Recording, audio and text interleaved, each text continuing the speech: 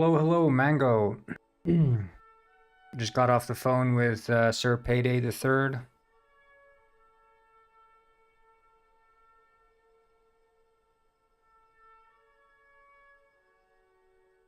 But I feel like I'll tell you guys a bit more when we have some more people in the stream.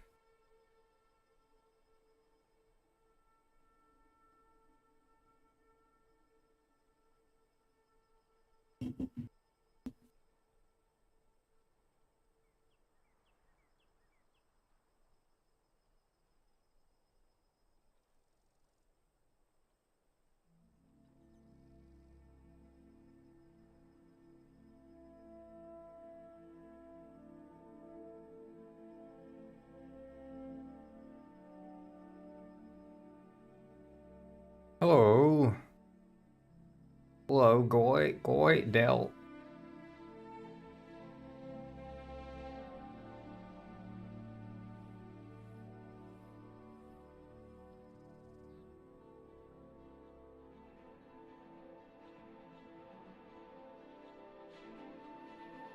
Doing some painting. That's all right. Painting's fun. Yeah. I don't know how many people are gonna join, but I'm just waiting a little while so I can give you all the deets on the phone call, the business call I had with Sir Payday the Third, Lord of Stars. I say Lord of the Stars because the studio is called Starbreeze. The further continuation of my joke.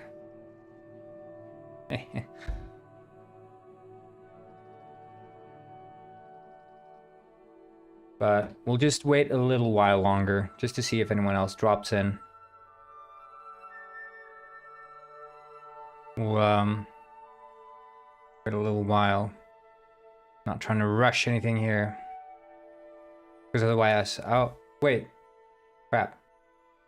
My coworker, that fish, just added me. He wants to talk. I'm just gonna talk to him a super short while here. Give him the deets. Okay, 1 second, guys. I'm just gonna tell him I'm streaming so he can't keep me waiting for too long. Okay, 1 second.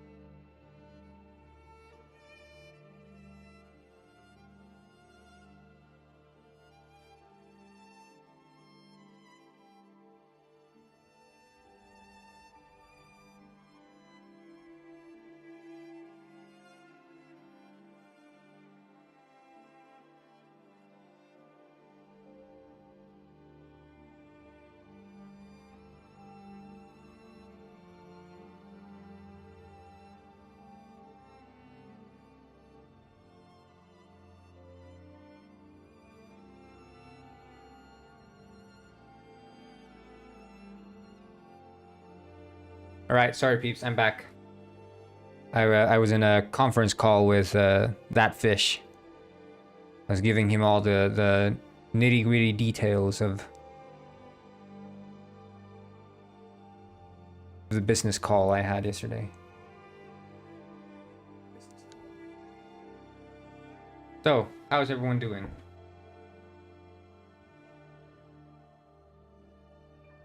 Yeah, okay, so hope I didn't sell my soul.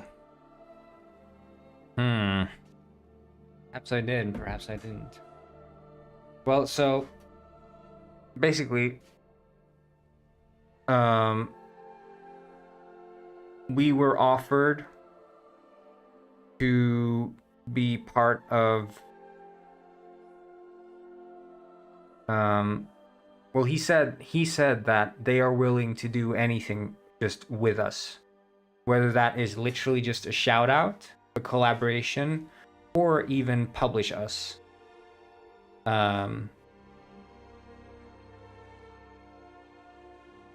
So he's going to be sending over a publishing draft to me in the coming days. Their payday the 3rd, meaning that we may possibly become published by Starbreeze, which is the developer and publishing company that owns Payday. They have published 3 other games outside of Payday, so we would be the 4th in case we enter a publishing agreement, which is very epic.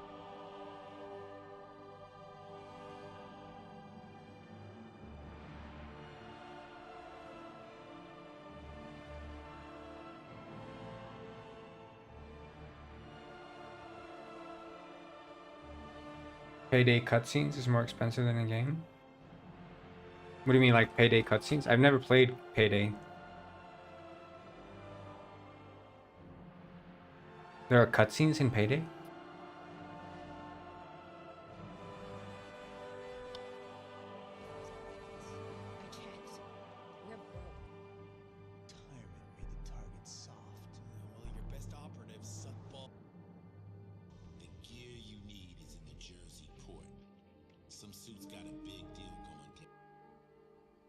So they would take care of hosting? Well, no. So basically, the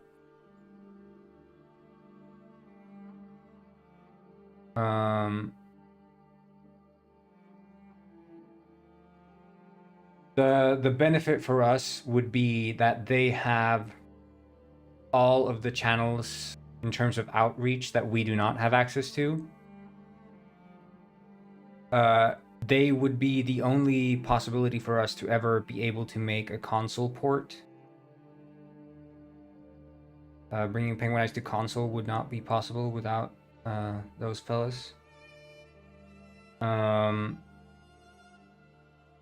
They would be able to get us into like conferences, so like game development conferences. That wouldn't really be possible if we were didn't have like a advertiser hired on the staff, which we don't want to have. But we're not going to say any yes until we see what the contract would look like. But we know, he told me without giving me specific numbers, but rather percentages, that they published a game that was in early access, and they published it during early access, which would be identical to how they would do it with Penguin Heist. If we would get published by them, we'd be getting published during early access. And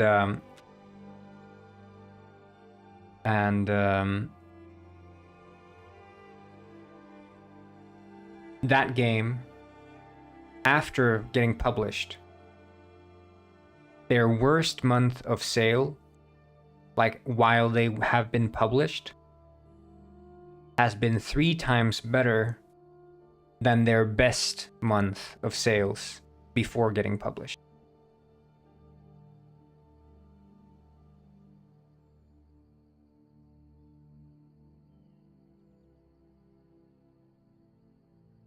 And it's this if you look at the game they published, that is RoboQuest, which I don't know what RoboQuest is. I'm not familiar, but seems to be doing fairly well for itself. I mean, and again, we've been approached by publishers before. We were approached by Curve Digital, which is the publishing company that published Human Fall Flat. We were approached by Avalanche. Or not Avalanche, what's it called? The guys that make, not Avalanche. Avalanche made Just Cause. We were approached by Landfall, which is the publishing company for like yeah, tabs, content warning. They approached us as well.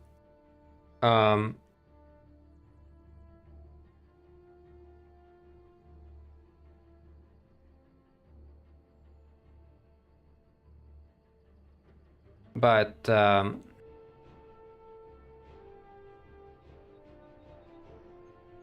I think in terms of like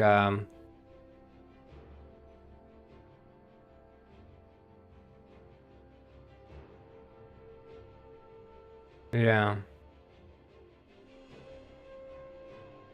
Well, so the thing is with like Payday 3, right? I mean, it's a massive flop, but that's not necessarily a fault of their publishing, right? Which is what you have to look like. It's a fault of the development.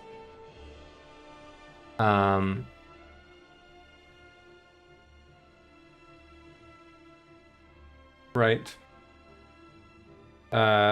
Because they didn't even publish the game. It was Deep Silver that published the game. So they developed the game, but Deep Silver published it. And I wouldn't be surprised if Deep Silver's publishing was part in putting pressure on them to change the product in a way. Because it was like a lot of, wasn't it microtransactions? That was like a big issue.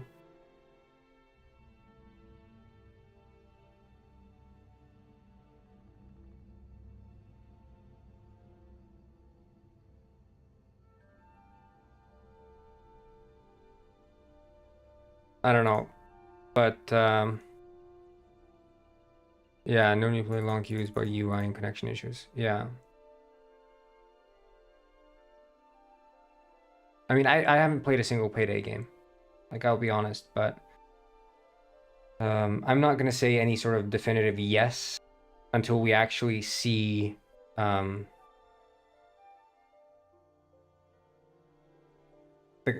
outlining of the contract. And to me, it matters more how they are as publishers, not how they are as developers. Because if they can do a good job, like they seemingly have done with RoboQuest, like RoboQuest was doing well before them, but it's doing great after them. That could be the same story for Penguin Heist. Like, we're doing well without any publisher, which is why we've been hesitant to go with any publisher before. But if there's a chance to do, yeah. So when I was saying yesterday, I was meeting up with this like the gamer cult, game development cult. Those guys have a bunch of like lawyer contacts and there many of those indie developers I met up with yesterday are also like they have publishing contracts as well. One of them was like published by Apple when Apple Arcade first launched, and he got like an $800,000 contract or something to make like a game launch title. So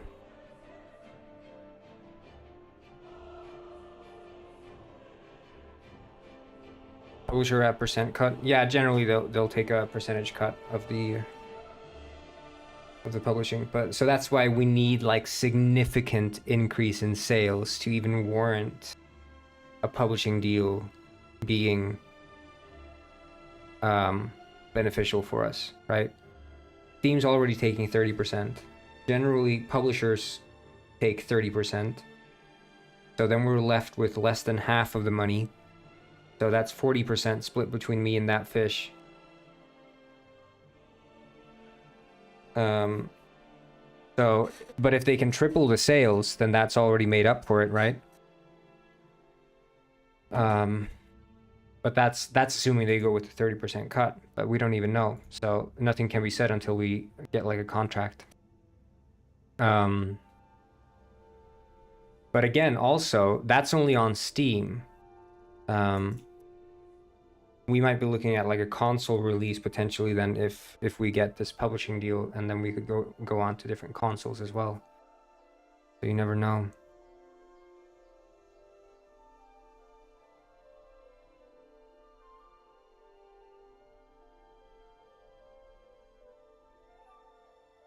But definitely an interesting conversation.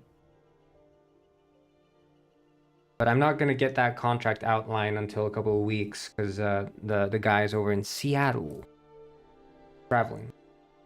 So so I'm chill, but yeah, I'm gonna be discussing it with my game developer friends over here in Iceland. My indie game developer friends. Because they yeah, I mean, basically every single person, it's me and like 2 other people who are self-published. Like me and 2 other people in Iceland are self-published. There are no indie developers in Iceland who self-publish. There are like 20 game development studios.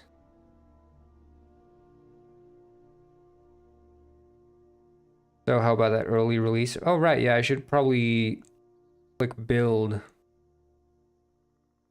I'm gonna fix that.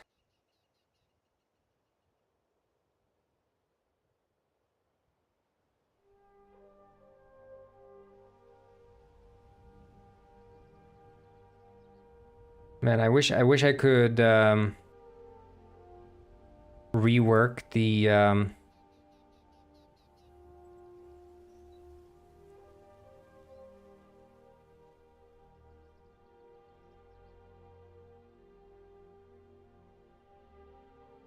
main story before I sent out the build, but that's whatever.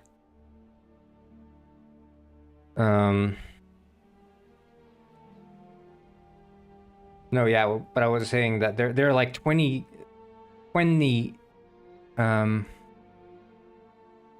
game development studios in Iceland. 20 game development studios in Iceland. That's it. And then outside of those, I would exist because I'm not actually technically a studio. So me and like, yeah, 2 other guys have self-published.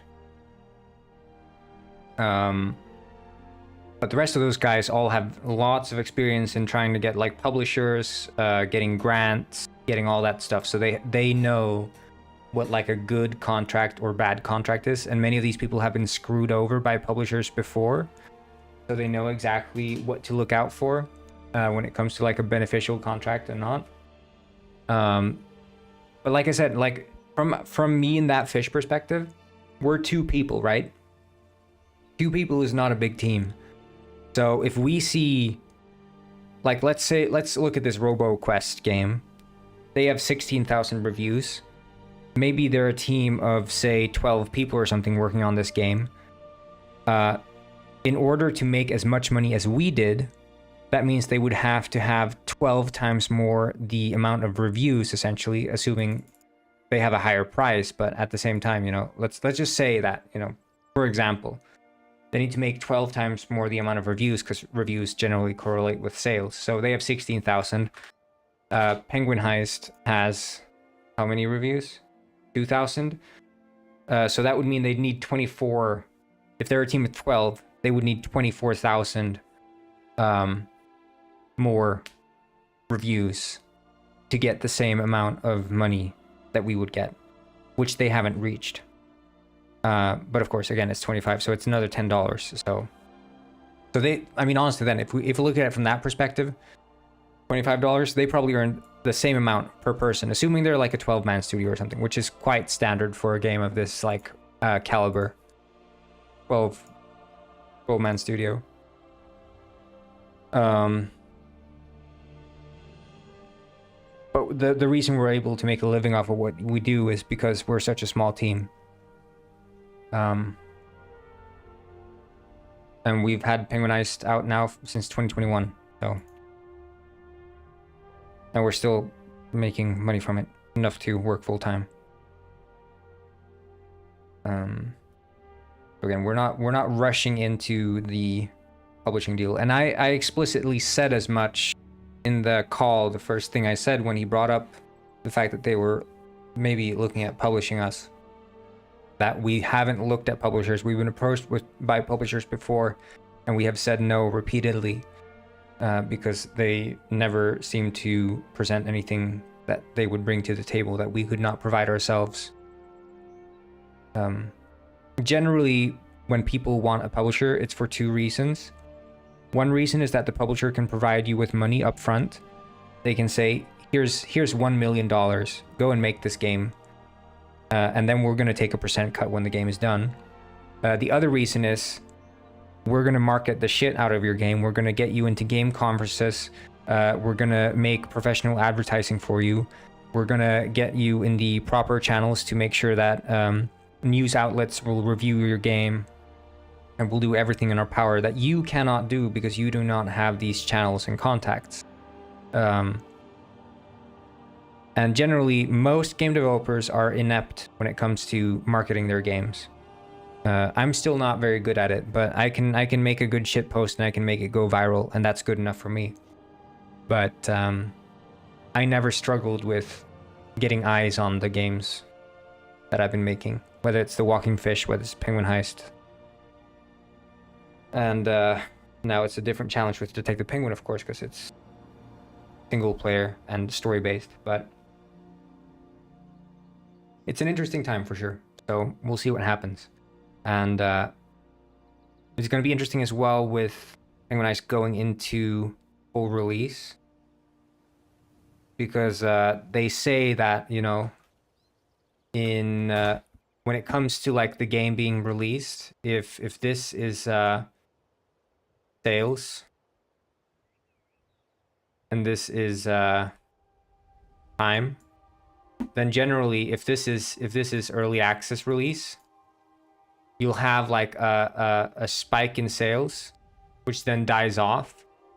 And then sometimes you'll have like spikes again when it's like sales, but generally the trend is downwards, right?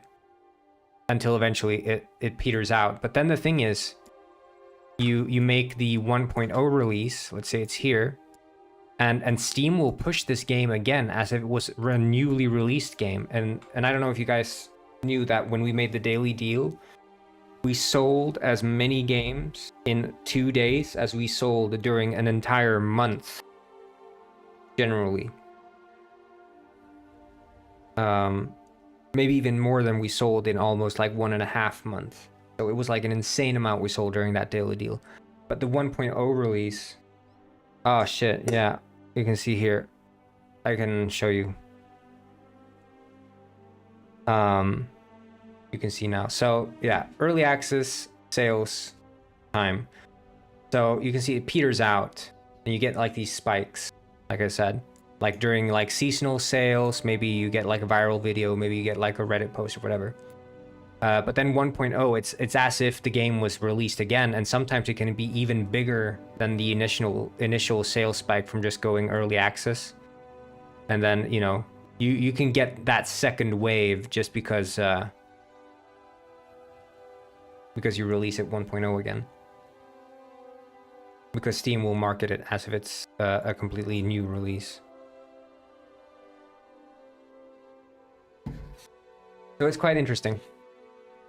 I mean, this is all like the business stuff, and this is the stuff you need to keep in like the back of your head, because at the end of the day, your you're not just making a game, you're making a product, you're making something with a price on it, and you're trying to provide for yourself.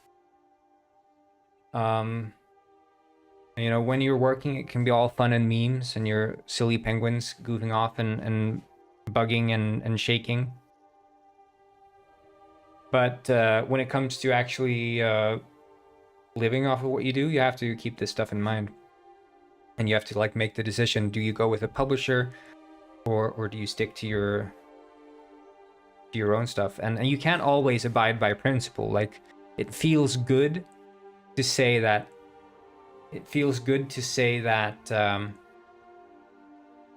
that you have no publisher. That's a nice feeling to say that. But at the same time, does it feel so nice to say that you should always say no to a publisher, even if it means that you can like triple your profits without actually decreasing the quality of the product? Because that's the thing. We would never enter a publishing agreement if it meant that Penguin Heist becomes worse for it. No chance in hell. Like, we're not gonna add microtransactions to Penguin Heist. And that is a principle I will stand by. Because I find that microtransactions are just not gonna happen.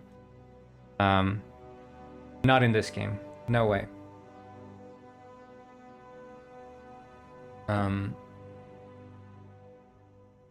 I'm okay with DLCs. Substantial content drops, but microtransactions, no. And some publishers might want to push for that because they want to see you grow economically. But the thing is also, like, some publishers, and this is interesting, and this is something that gamers will typically not think about, because again, like, gamers will look at the game and they will just think like, okay, how good is the game? Game is bad. Okay, company bad, whatever. But it's interesting that some, like, many companies are started, like game companies too, are started with a promise that they never actually intend to fulfill. It's essentially they are treating the company almost like an NFT or like a crypto coin.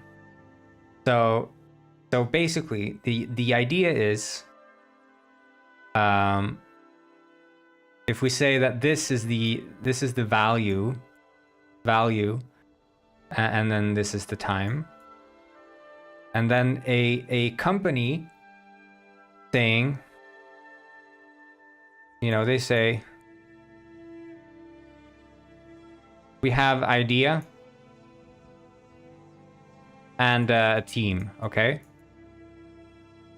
So they put together like 10 people or something, or even like 5 people, you know, they put together 5 people. These are like competent engineers, game developers, art designers, everything. They're like genuinely good at what they do. They put this together, and it's put together by this one guy. Let's call him the CEO. And he goes out and he's looking to all these different like investors. And investors, well, they're different from publishers. Like, publishers do invest in you, but generally publishers want to see like longevity. They care about the sort of public perception of the product. They want to see games actually get made, because they don't make money unless the game is actually made. But what's sort of insidious about like investors is that investors don't actually need you to make anything. There doesn't have to be a product at the end of it, because they can still make money from you. And I'll show you what they do. So what they do is an investor comes in and they say, this idea sounds really good, but I think that the team of 5 people you have is like too small for this idea.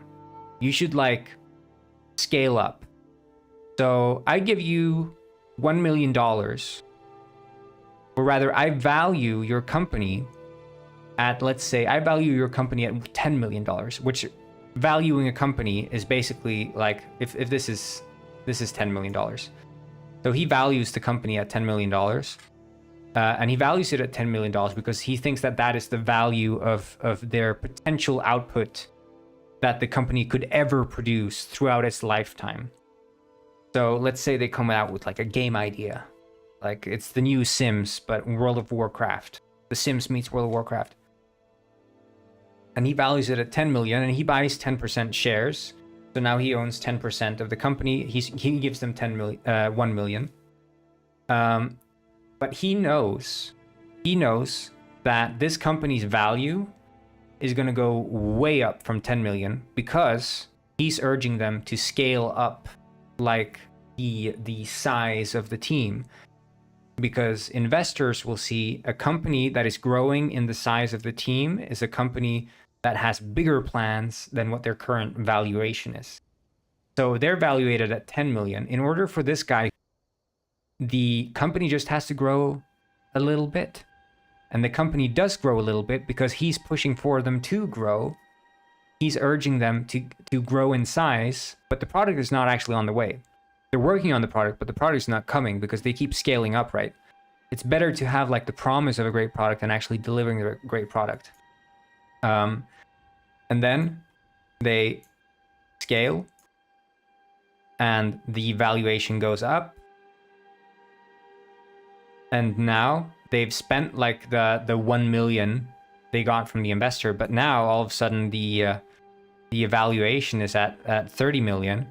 So it's way up high. And all of a sudden this guy who had 10%. He is really good at dancing. Thank you so much for the follow. So this guy who had 10% of the company, which is 1 million, now has still 10% of the company, which is 3 million.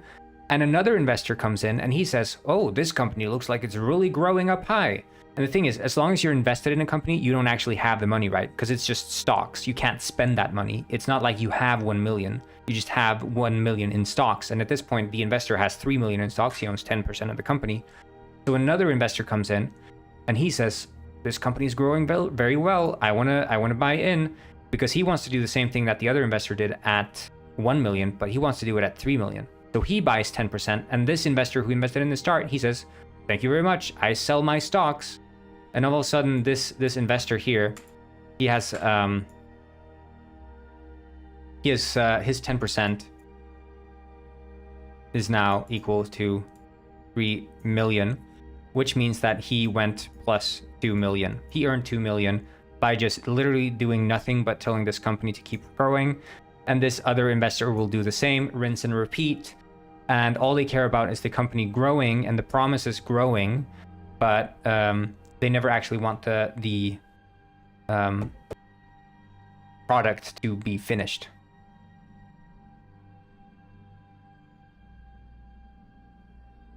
So that's the trick. And this is the case for so many games, and why you have so many games that that never get done, so many promises that never happen.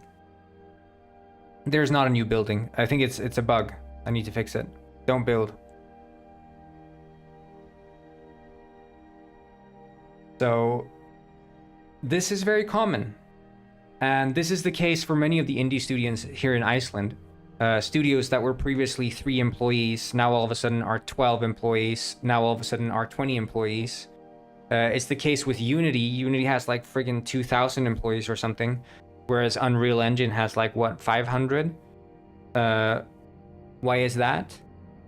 Well, because they can grow and grow and grow, and it looks like they're producing more and more value, or will potentially produce more and more value, and the investors are just playing with it like it's an NFT. So it's quite interesting. And this is happening all around, and it doesn't matter. But there are so many companies, and they'll go to like conferences, they'll do talks, they'll say like, oh yeah, we have big things planned, big things coming up. Yeah, it's all happening now. We just scaled our team to 200 people. At the start of this year, we were just 10. And that means, okay, they're going to deliver big money, so we value this company at even more, and new investors come in. So it's like little fish, big fish. The big fish eat the little fish, and the little fish is quite happy because the little fish just made $2 million. But the big fish, he's looking at making $20 million instead of just 2. Because it's all, multiplicative. So it scales.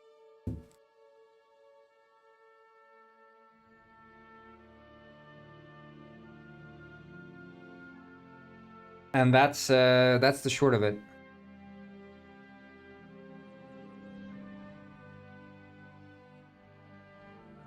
But that's also like, I don't know if you guys have heard that there's like a lot of layoffs in gaming.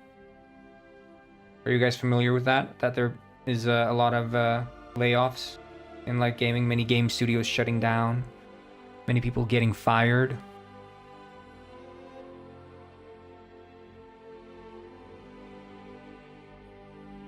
Yeah. And you know the reason for this? The reason for that is this. This is the reason there are layoffs. It's not because games are being made and games are flopping, it's because of this.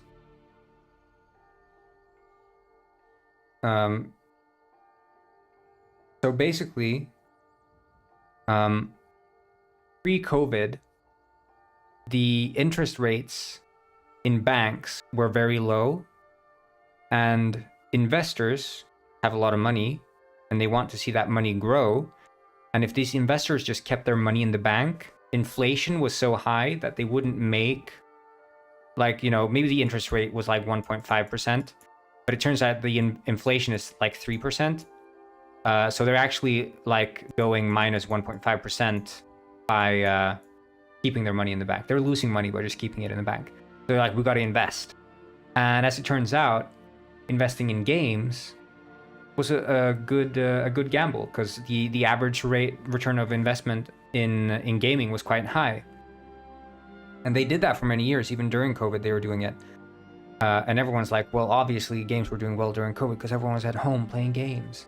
But that's not really the reason why games were doing well. It was just that inflation and the inflation rates for banks, or interest rates for banks were bad.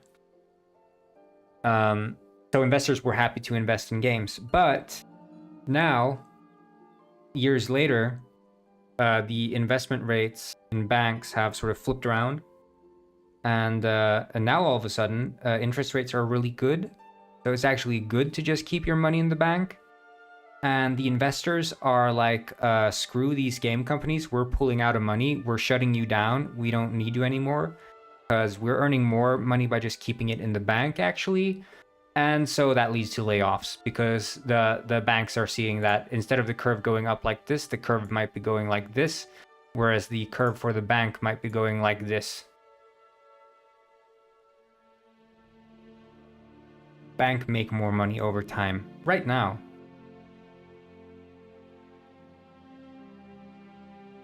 So that's a reason for layoffs, and why so many investors are like pulling out from all these different game companies. So that's fun.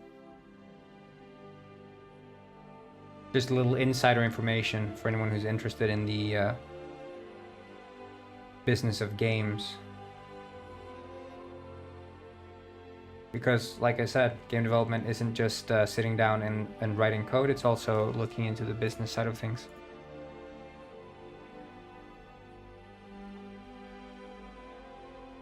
But it can make you kind of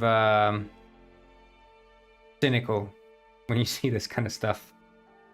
Makes you feel like maybe you're a bit out of place. Because generally, like, most game developers don't go into game development because they want to make big money. They want to make fun games. But at the end, it always inevitably returns to making money.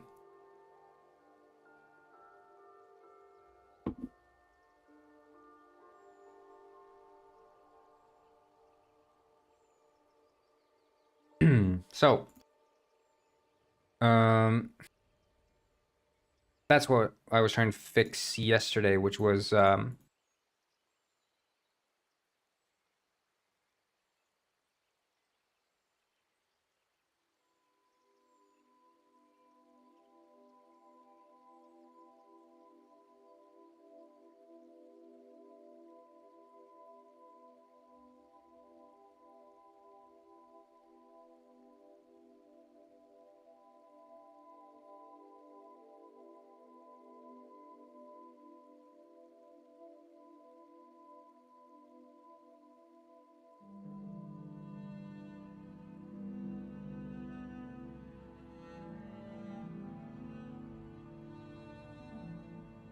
Yeah. No, but that's why I feel good having all these contacts with the other game developers, because I've never looked for like investor money. We've never approached publishers.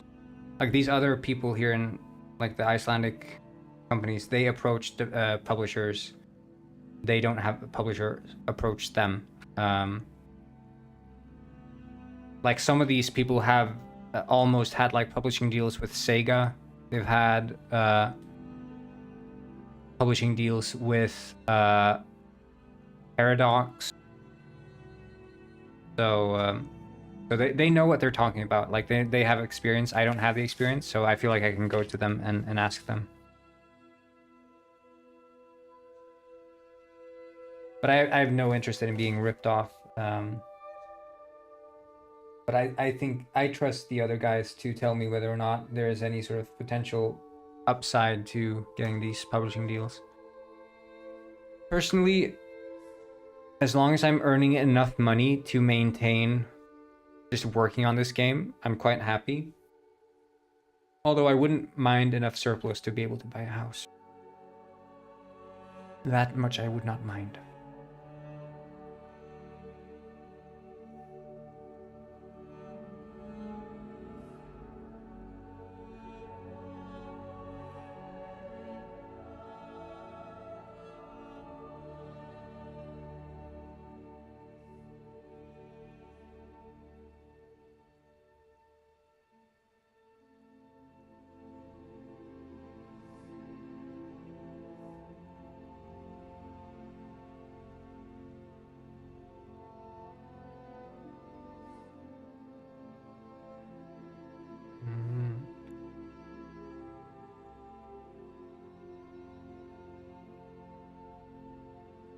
Mm.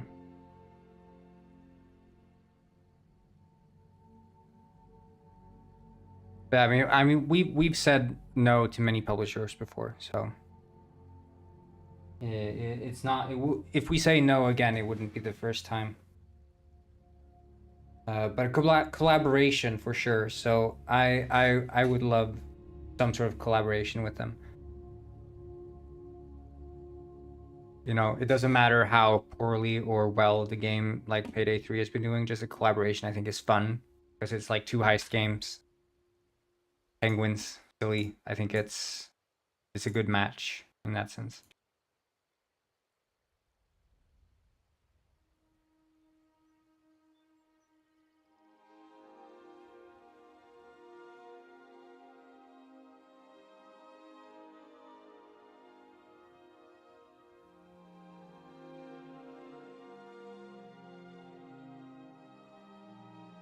Yeah, like the Payday mask could be basic.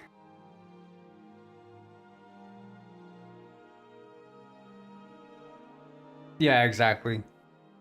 I mean, either in, you know, their stuff coming to ours and ours coming to theirs, you know, sort of meeting of the worlds, some sort of Payday mask. But of course, I don't know if, I mean, of course, we'd never add it as like microtransactions, so they wouldn't see that money in that sense. We'd add it as sort of like, oh yeah, exposure for them, which is like,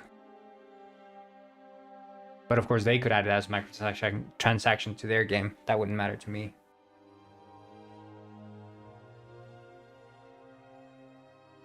Because seemingly people are okay with buying penguins. They did buy my Roblox penguin, and I wonder if I still have sold any. Well, 3,100 Robux. I'm earning so many Robux. I want to see my analytics again. Have I sold more baby penguin? 32 sales, but that's in the last 7 days though. Should be more, I think.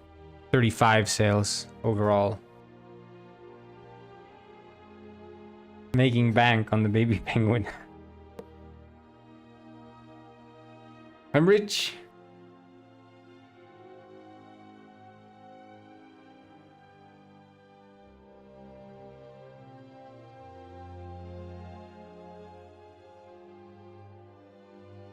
How much per unit? I have no clue. I don't know how Roblox works with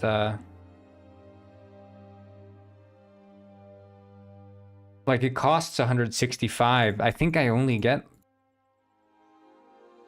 like if it's 32 sales.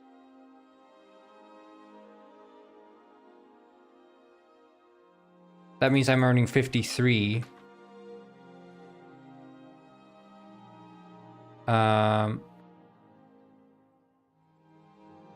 Yeah, okay, I'm only getting 30% of the sale. They're getting the rest. 30%, so they're taking 70% of my earnings. I'm being ripped off by Roblox.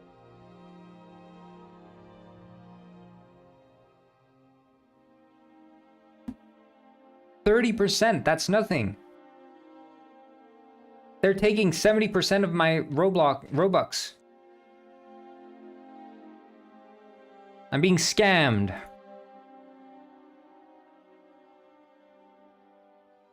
Yeah, 70% though. 70%. Holy shit.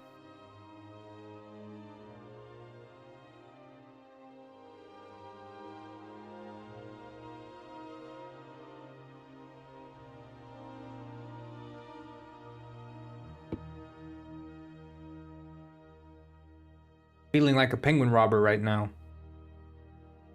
Or rather, a victim of penguin robber.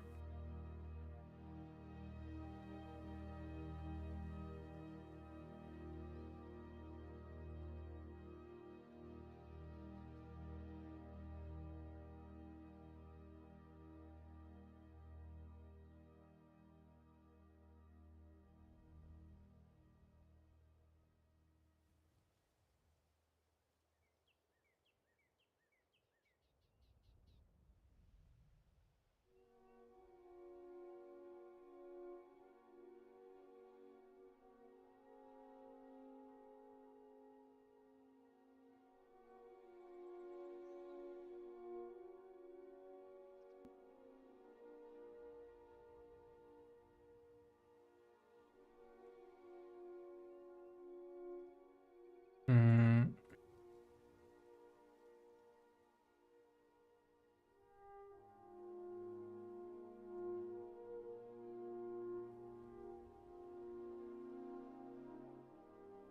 Supsa said, ah, he, oh, ho, oh, we, That's so wise.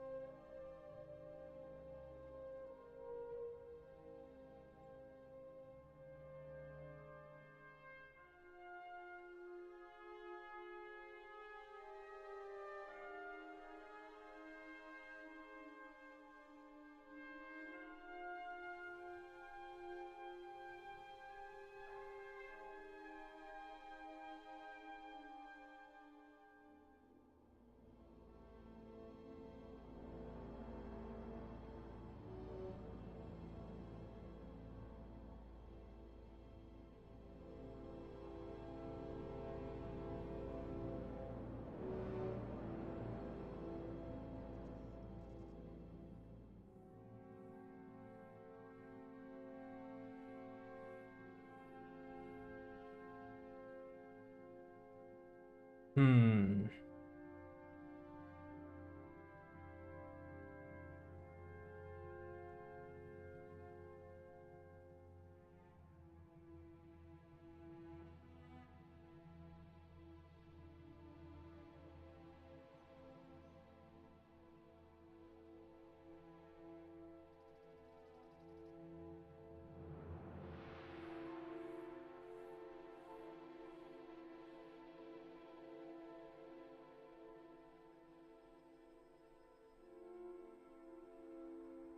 So quiet?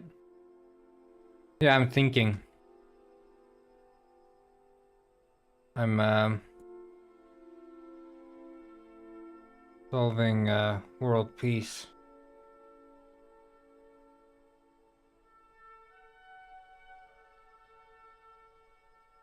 Yeah, the mods aren't here. That's why it's so quiet. Mods always causing a ruckus.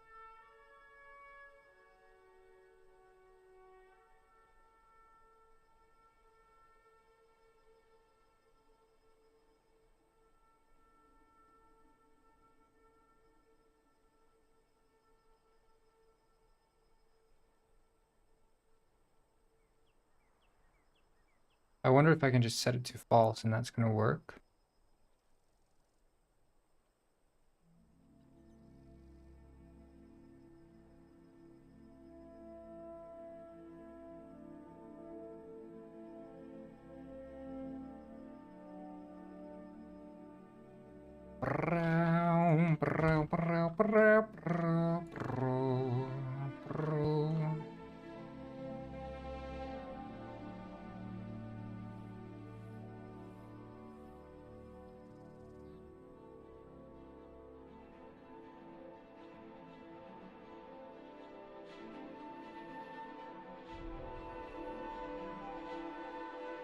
Recompile.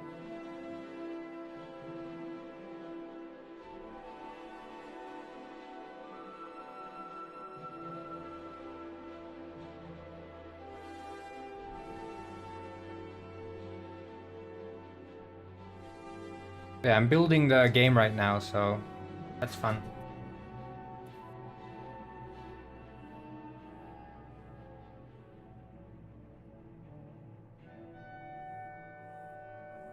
The test version is being built. Although I guess it's the... I don't even know if I'm building the Windows version or what I'm building, but something's being built.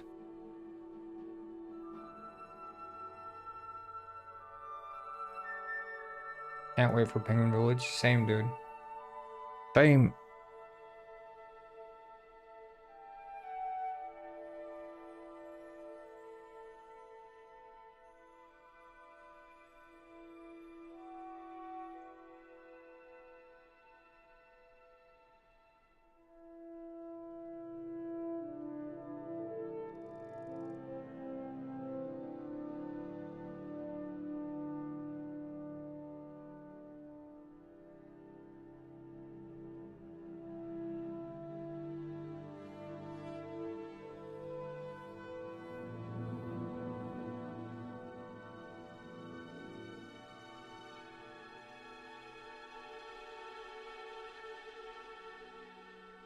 Hmm.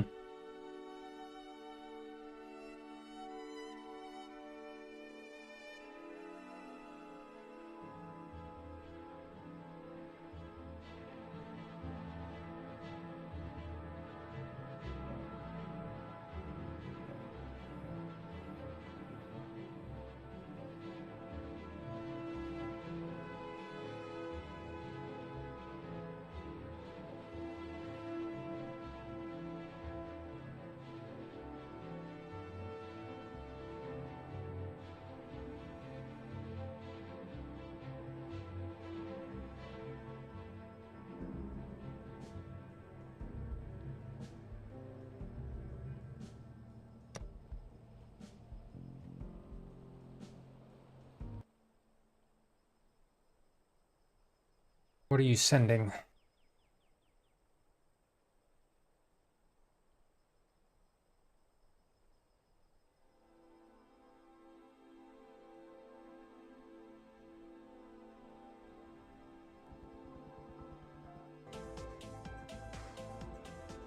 Like a mini game or?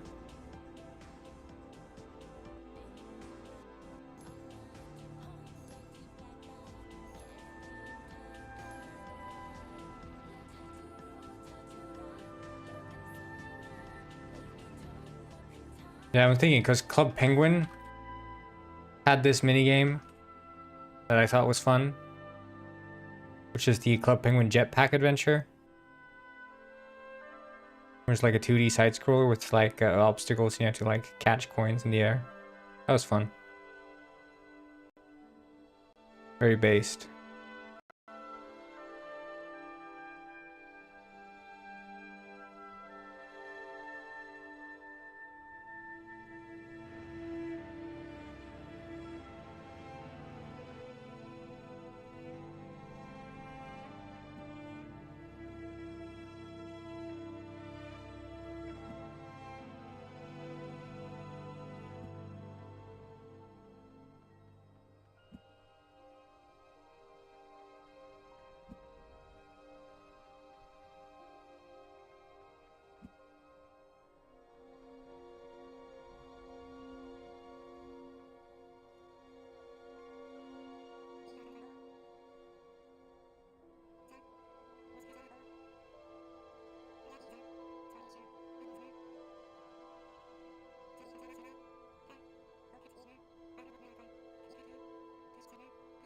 to see if they're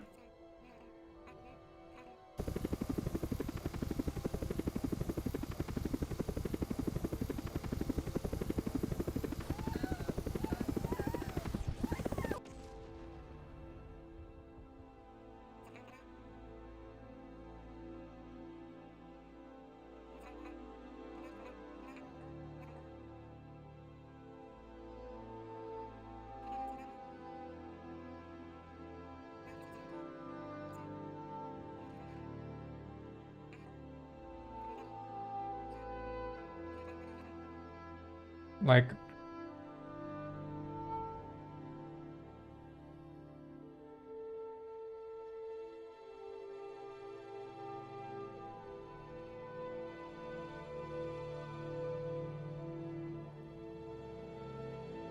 He's supposed to look a different direction, but he doesn't.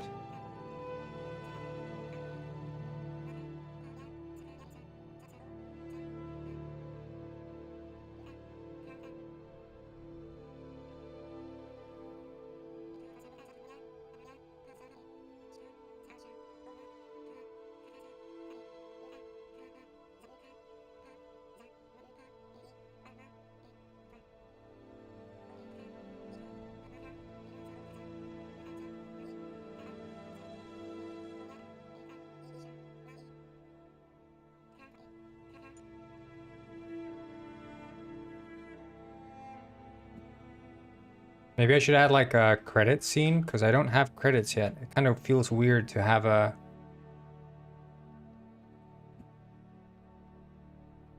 end like full story playthrough but no credit scene. Maybe I shouldn't release it today. I think, ah shit, I fell behind. I should probably add the credits.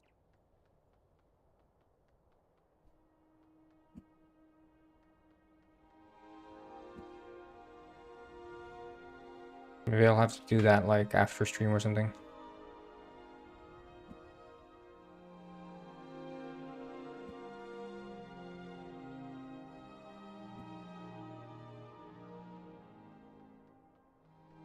Okay, they're not floating anymore. He still got the freaking weird ass, wanky ass.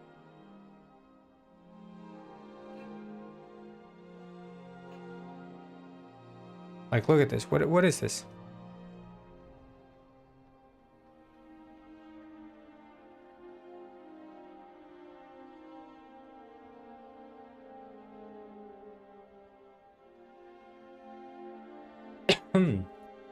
Like,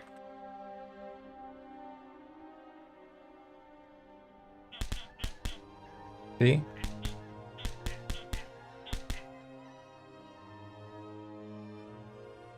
It doesn't make sense, does it?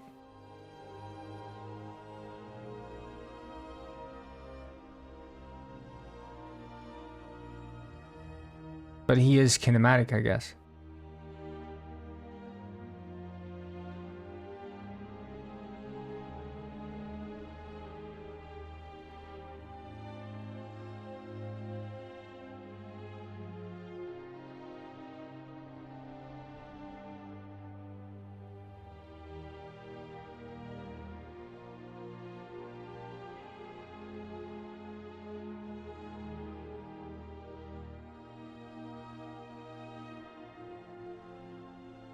Mm-hmm.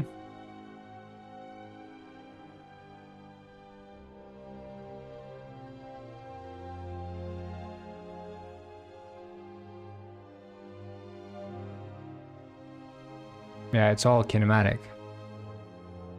It's strange.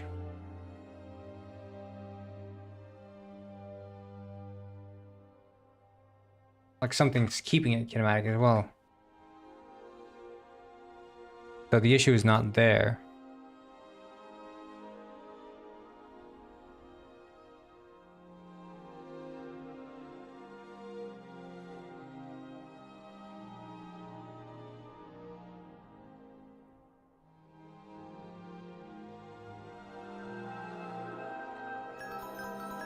Whoa. He ascended, bro.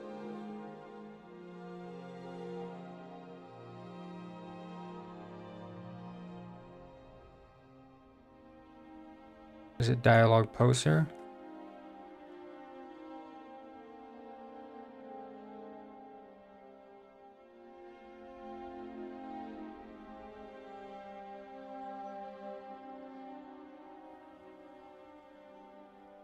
NPC dialogue.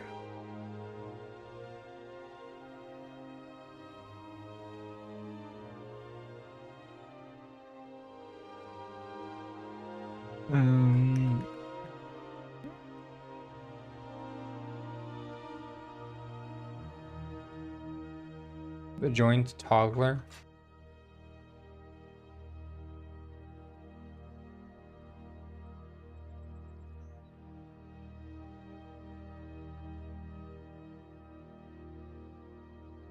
Asteroid body is true.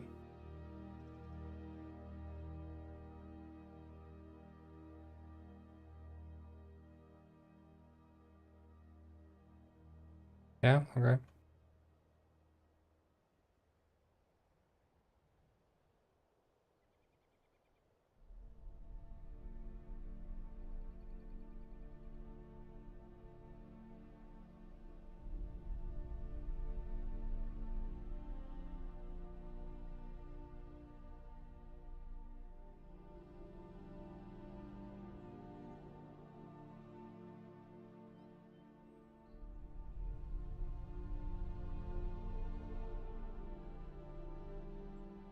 That's so weird though.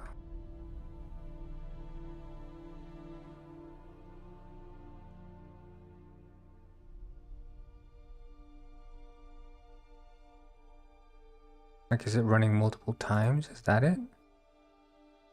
I mean, I would believe that if I moved this guy, he would actually move.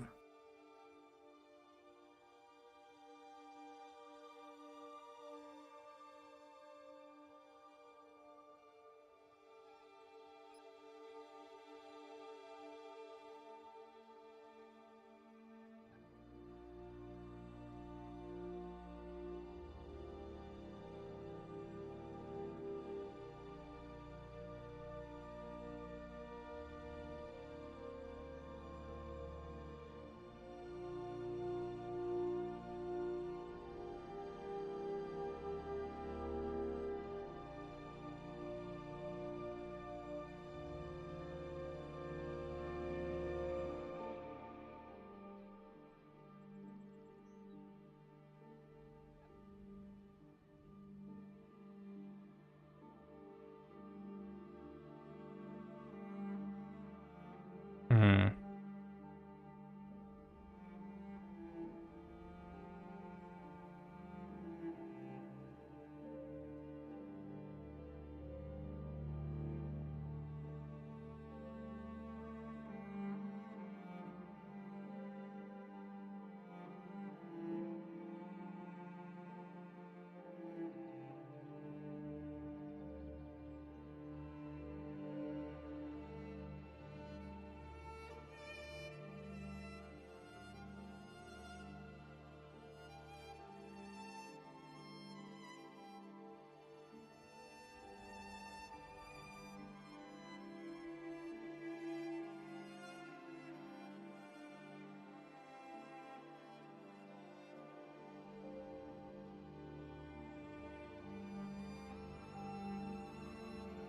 What the flip?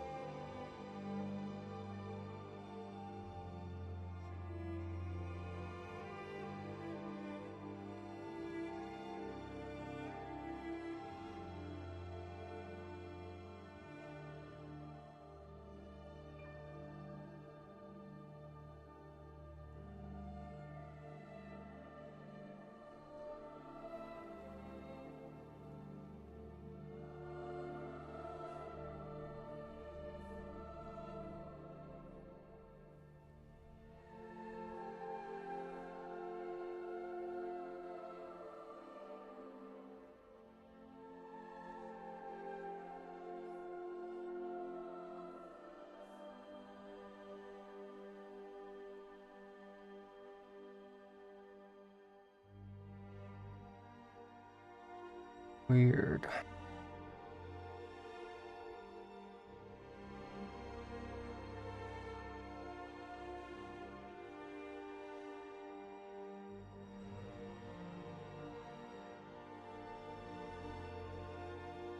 Why is it being like set kinematic though? It doesn't make sense.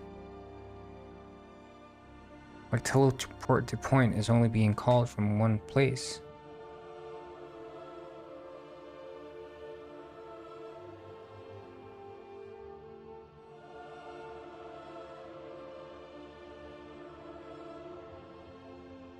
Set last warp position.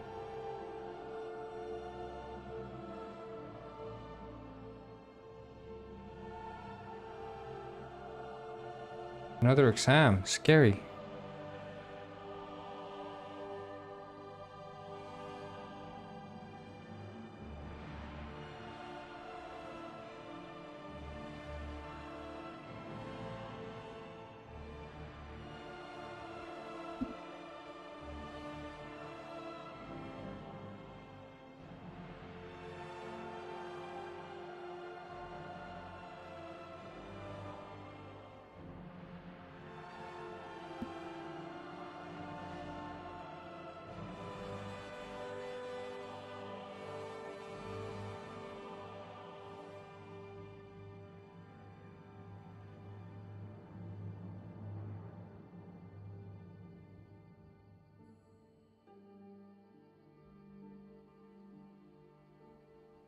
How's the test version going? Going well, going well.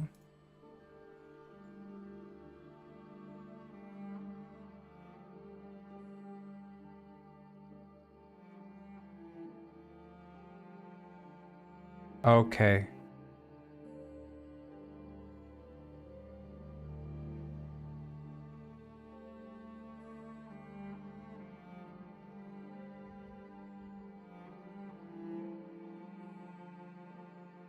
This should be the issue then.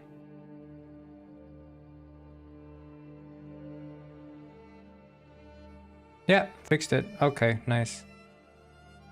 Yeah, test version, I'm building it right now, but I'm not sure if it's gonna be ready today. It might have to be tomorrow, but yeah, okay, it's working now. Nice.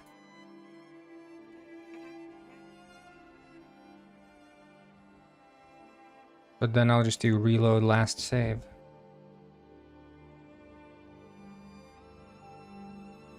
It's mainly I wanna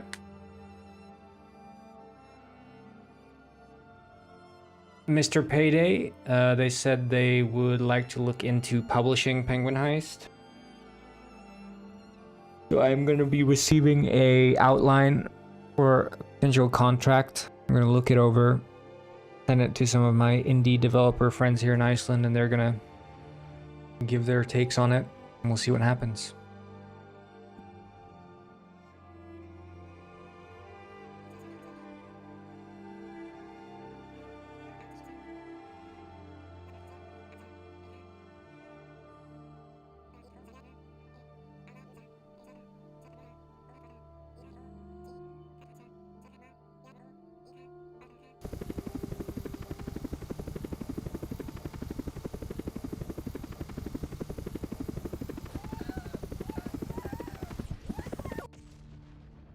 That's based.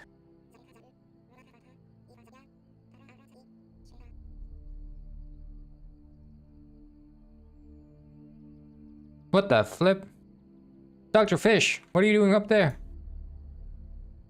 I know what happened though.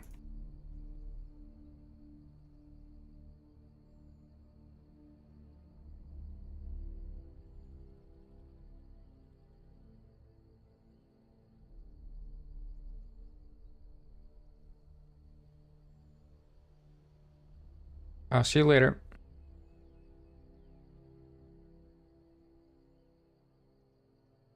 Well, Payday is a game, but the company that made Payday are publishers, Starbreeze.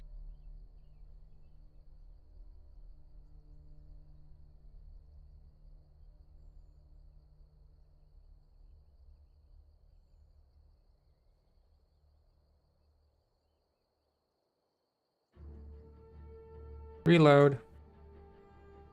Yeah, I love the save reload feature.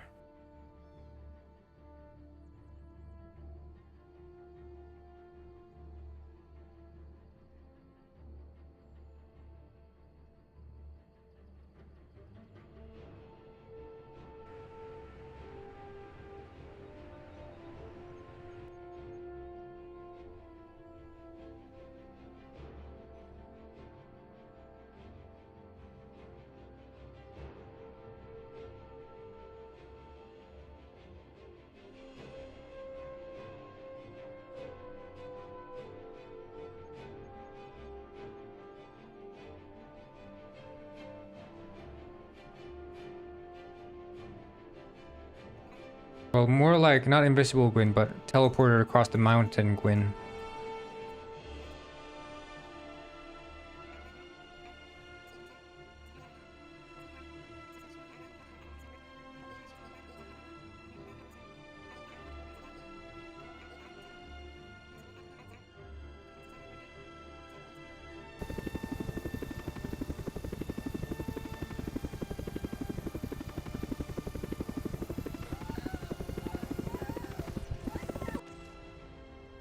Beautiful.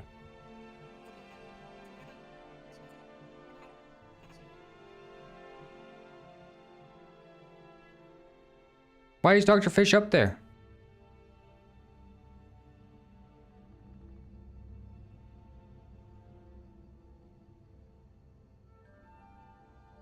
Yeah, they're being like thrown.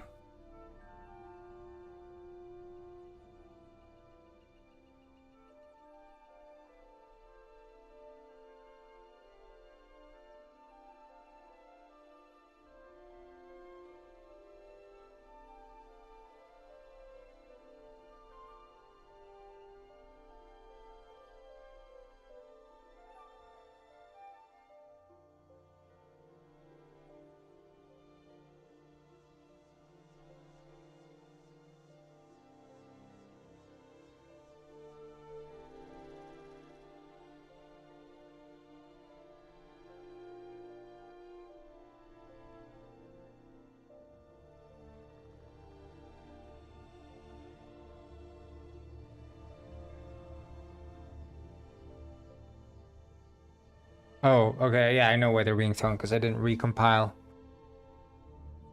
My bad. My bad.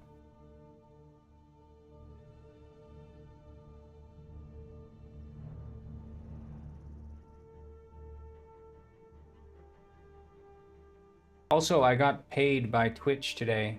You guys want to know how much I made from Twitch? I made quite a lot of money from Twitch. In fact, you might call me Rich Rick. Are you prepared?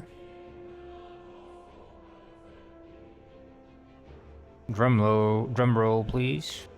I made 50 euros. 50 euros. I'm rich.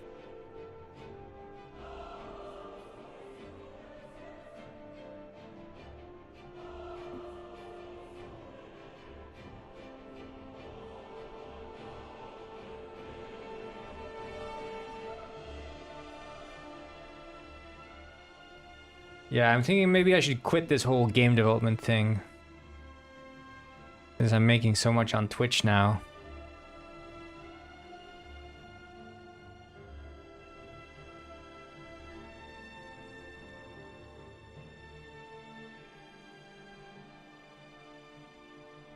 I mean, if you make that like 50 euros, let's say I stream, let's just be like lowball it and say I do 6 hours per day, 5 days a week. So that's 30. And then in a month, that's 120. So my hourly wage is 40 cents. 40 cents, 40 euros cents to... Okay, yeah, it's roughly 40 cents euro and 40 cents dollars. Yeah, that's my hour wage on Twitch. That was really good, actually. It's not bad at all.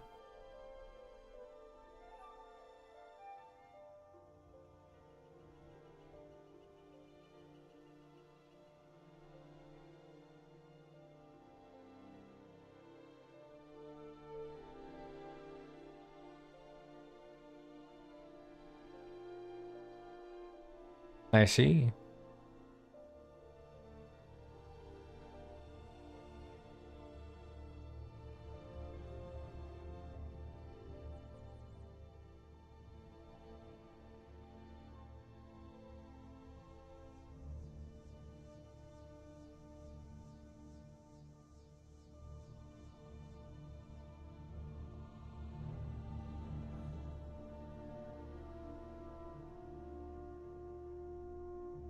But yeah, it is, I do feel it is fun to get a Twitch payout because I get like this, you know, last time I think I got like 30 euros or something.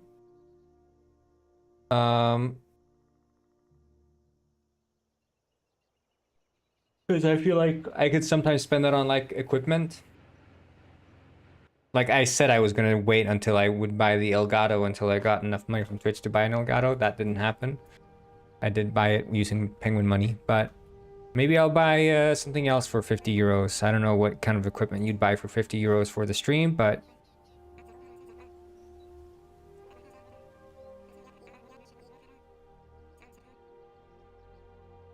maybe I can, I don't know what I would spend 50 euro on to make the stream better, honestly. I don't know. Any suggestions, people? What should I spend my 50 euros on to make the stream better for you all? The business expense, untaxed.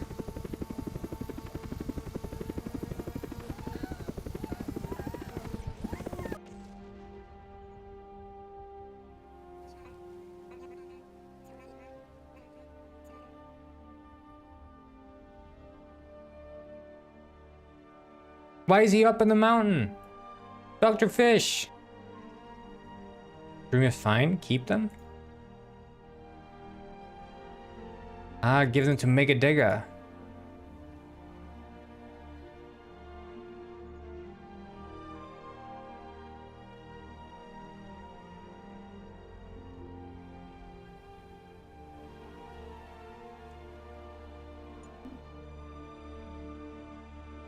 Yeah, okay, there's an issue with the warping, because they... I think probably they're gonna be hidden... like up here somewhere.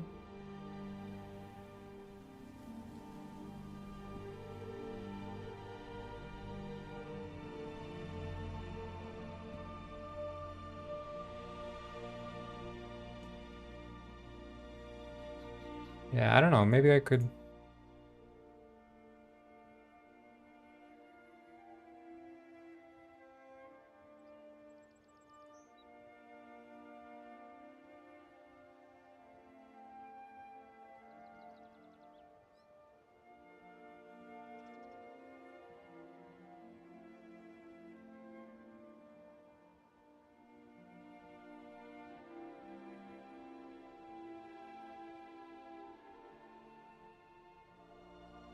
figure something out. I don't know if there is something I've been meaning to get.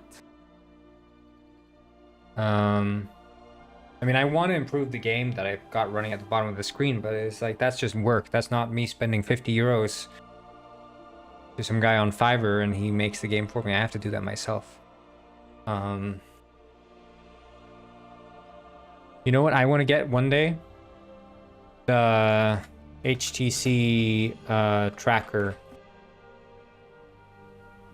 Like the Vive tracker. These little things. Then I can become a professional VTuber and my arms are actually going to be in the right positions. That's what I need. But those don't go for 50 euros. They go for like 300 euros or something. No, okay. They go for 130 euros. For one.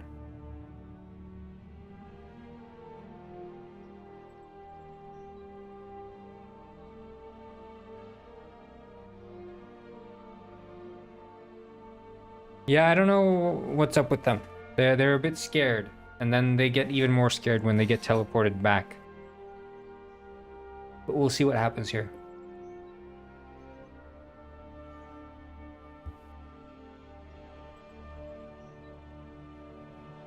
Then it's like before I go on stream, I dress up in my VTuber suit, put on my VTuber penguin mask, keep the bucks, Robux.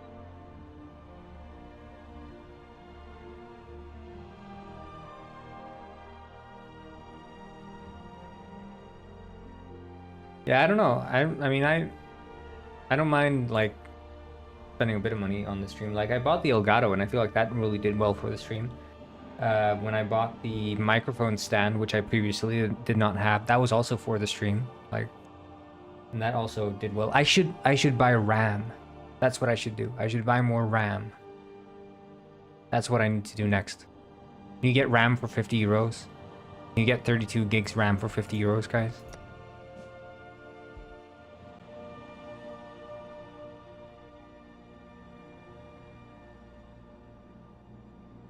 Because then I won't have to fear a black screen as I'm streaming. My overlay shut down twice in one stream. How much have I got running on my PC right now? A bunch of stuff. And I can't shut it off either. Like, I could shut off, like, the Blender stuff, but... the problem with, like, game development is you're always doing different things. You're coding... and maybe like the dialogue one here I'm running is a different program from the one I code in, which is not the same one that is the game engine, which is separate from the browser, which is separate from Blender, which is separate from GIMP. So it's all these different software, and I jump between them, you know? And I don't want to have to feel like I'm running into a wall with the RAM.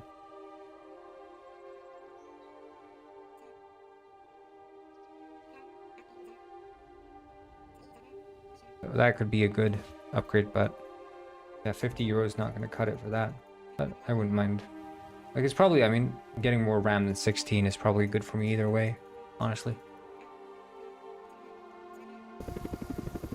Yeah, but I do. 16 gigs. I need 32. I need 32 gigs.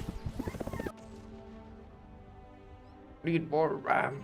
Mellowoak said, I just watched a Jack the Ripper documentary and now I can't sleep. Jack the Ripper. Ah, Dr. Fish is in a different place now. What's up with this? Why is he doing this to me? No! I like Jack the Ripper. He invented many cool things.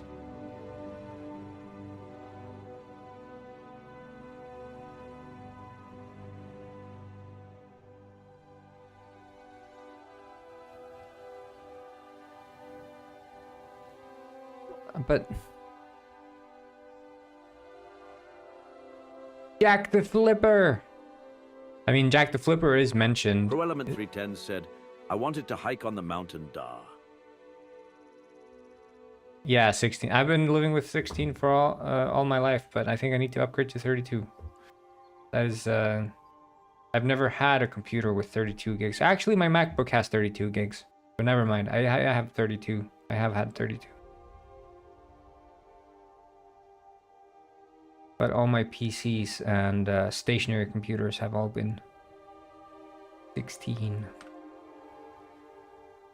But that's because I'm not really, I don't care about like gear specs. Unless unless it actively fights against me, in which case I'll be like, screw you. Or I will just sit there and wait.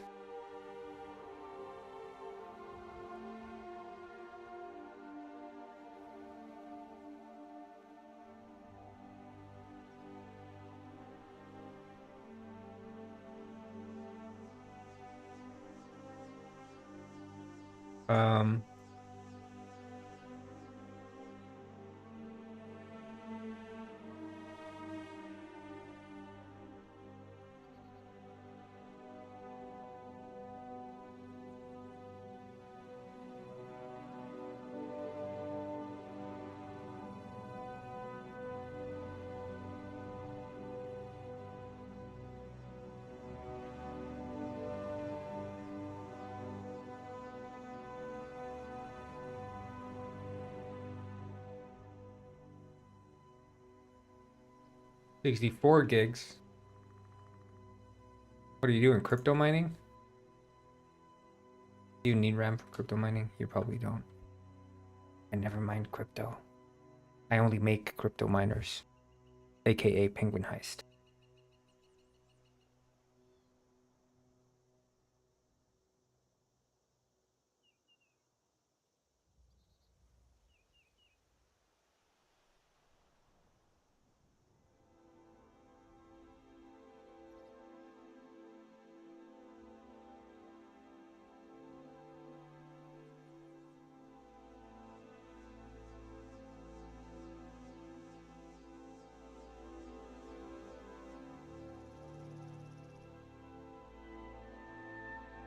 I mean, 16 gigs is more than enough for Penguin Heist.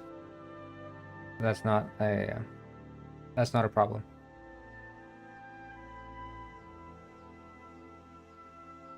Penguin Heist was built on 16 gigs. Playing it with any more is an abomination.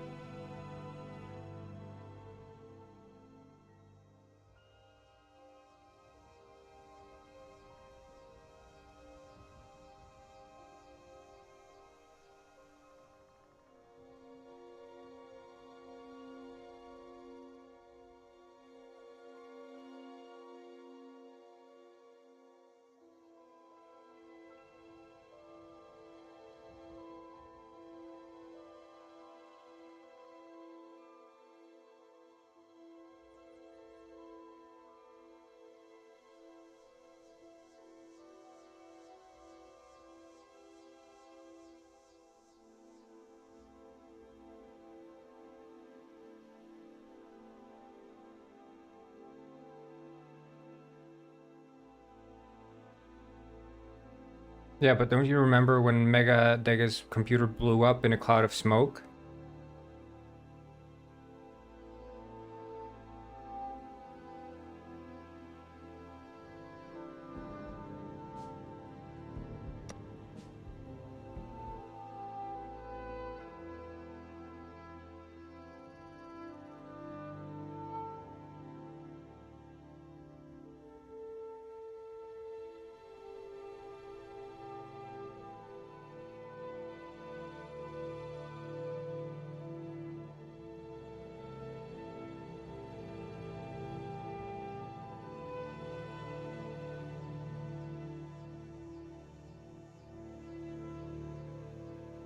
Quality of the monitors, 480p.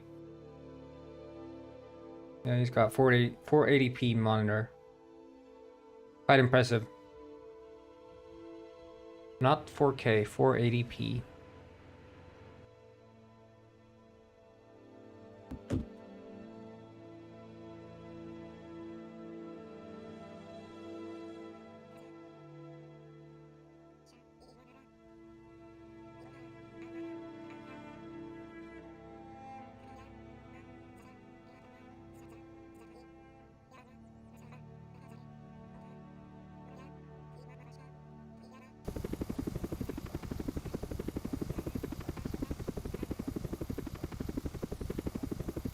No, 480. Okay, seems like they teleport okay now. I just skipped the cutscene, so it's kind of janky.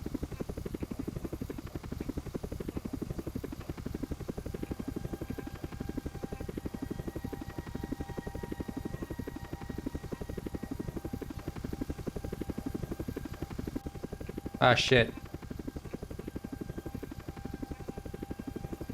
The sound. Still going. Ah, ah, ah.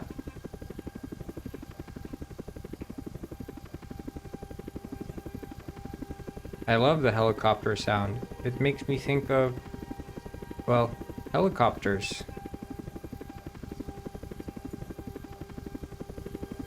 Let's get to that helicopter.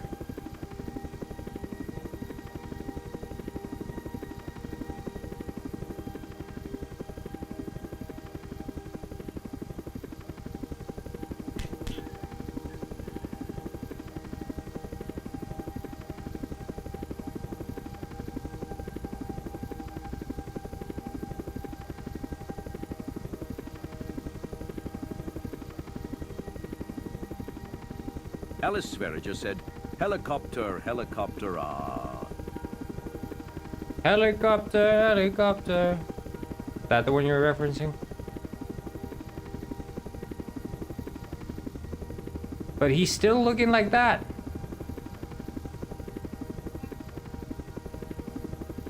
Pro Element 310Z said, Paracopa, Paracopa. Why is he still looking like that?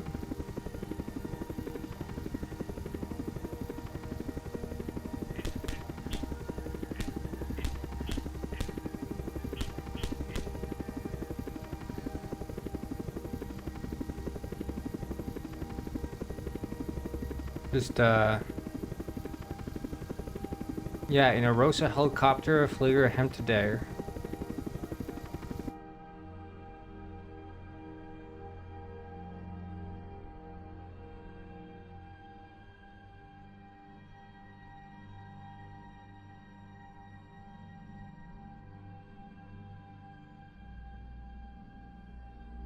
Oh.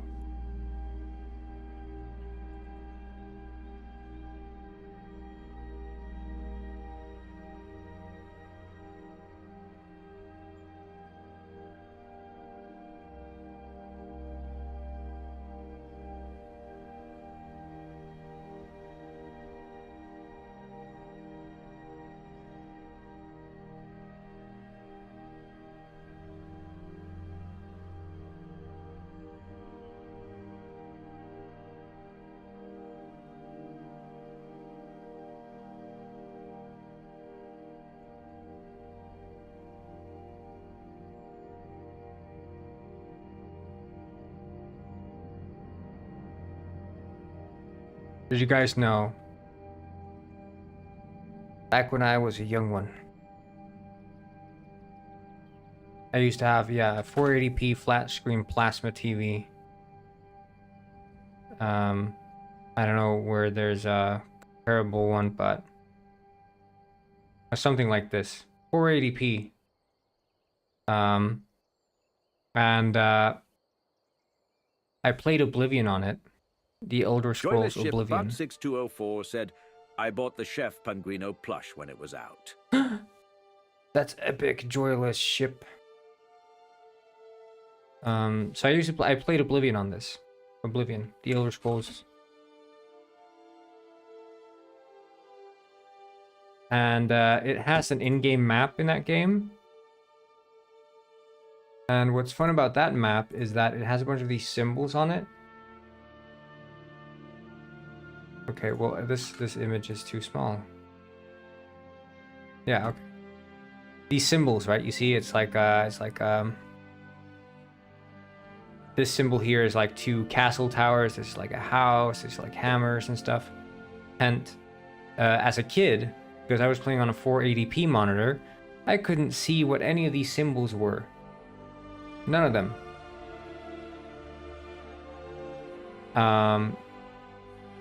And this text I could barely read on my 480p. And since that day, I have hated games that have text that is too small. And that, my people, is why I rebelled in Penguin Heist and made the text way too big. This is how I rebel, people.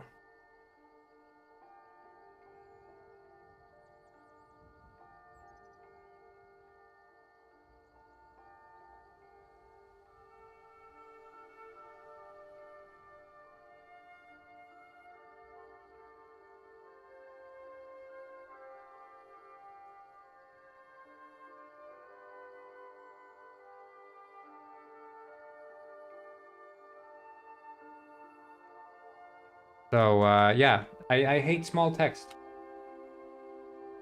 and small UI. And games today are still making their UI even smaller. And everyone seems to complain. I don't think there's anyone here that likes small UI. Maybe people who take a lot of screenshots. Maybe people who sit like 2 centimeters away from their screen. But you can't play games on TV anymore without needing to like move closer to the TV. And I have 20/20 vision. What's the deal with that? Am I right?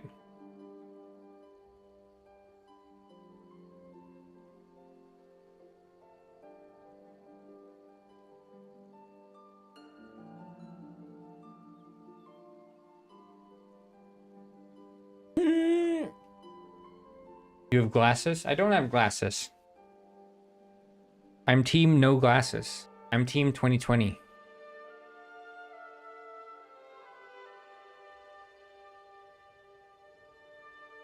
DP, Detective Penguin? Is a Detective Penguin reference? Alistair Sverriger said, say no to small UI in games. Mm-hmm.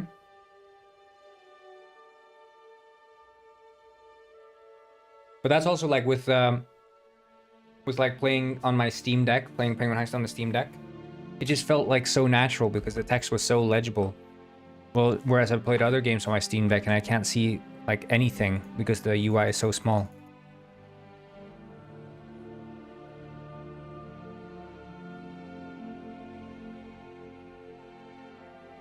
Twitch on phones is bugged? How so? Yeah, other fish profile pic. But that's because Carl Weiser has glasses. It's Patricio said, damn Detective Penguin reference on my graphics card and monitor. You know Carl Weiser?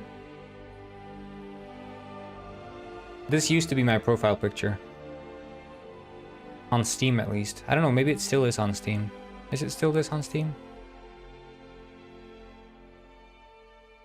It is still that on Steam.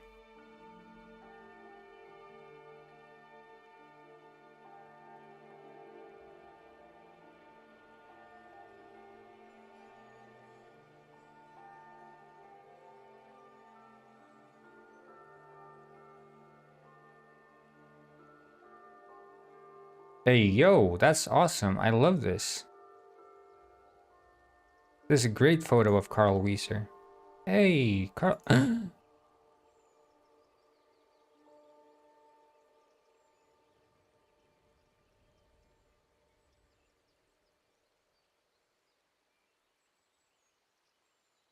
Pervert.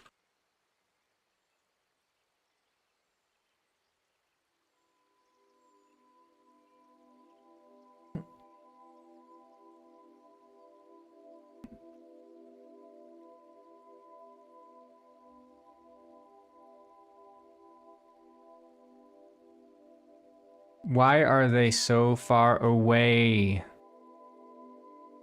Little fellas, you don't have to hide.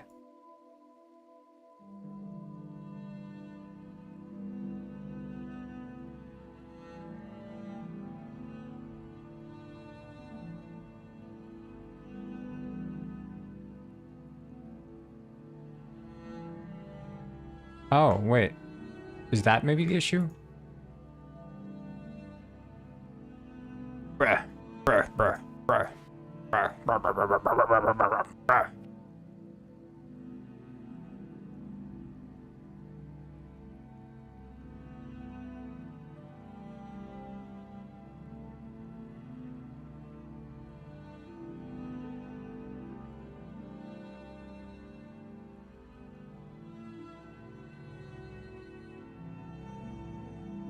Or are you guys watching Severance? Following Severance? I haven't watched the new episode today. I'm gonna do that later. After stream.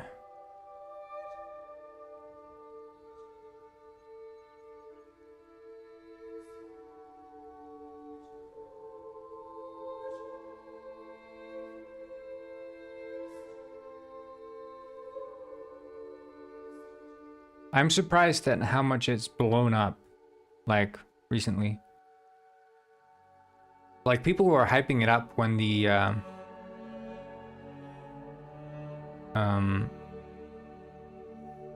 We should watch together in Discord. Yeah, I don't know. I'm gonna pop some popcorn, Penguin style. Shit. But I was watching. I don't know when did the first season come out? Because I watched it the same year. Because I knew everyone was hyping it up on Reddit. And it was like it was getting super hyped. You know, like everyone's like it's awesome, but people weren't really watching it too much.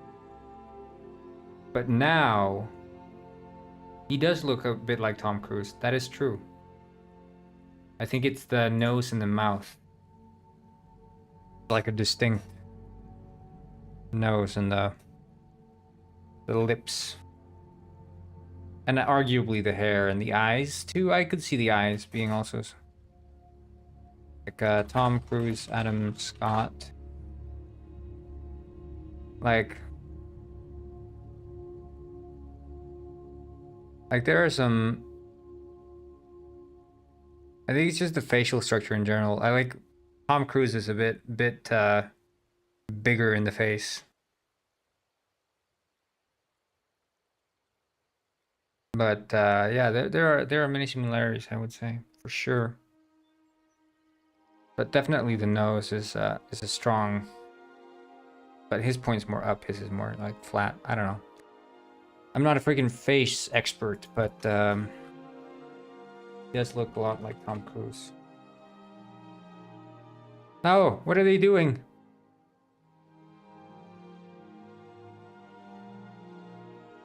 He's shaking.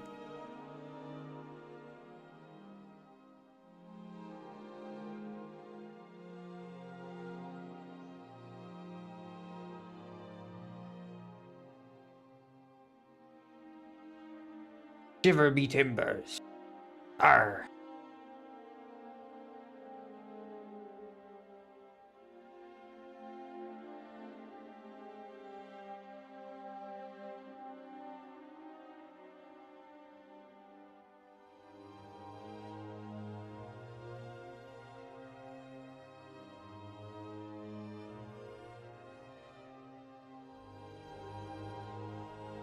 Like, what's his deal? What?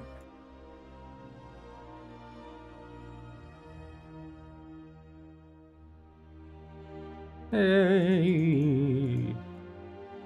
Hey, I'm shaking.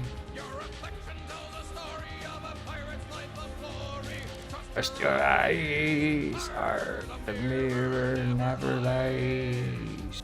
Are. Ah, shiver me timbers. Just my eyes. And Dr. Fish is in a completely wrong spot. Yeah, this is awesome, guys. This is completely working as intended. It's absolutely bug-free.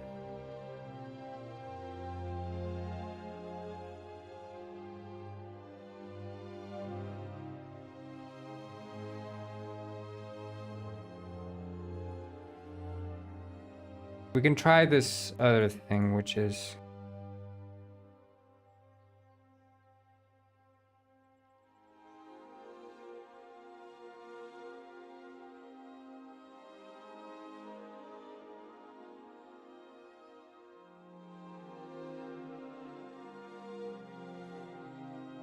Teleport to...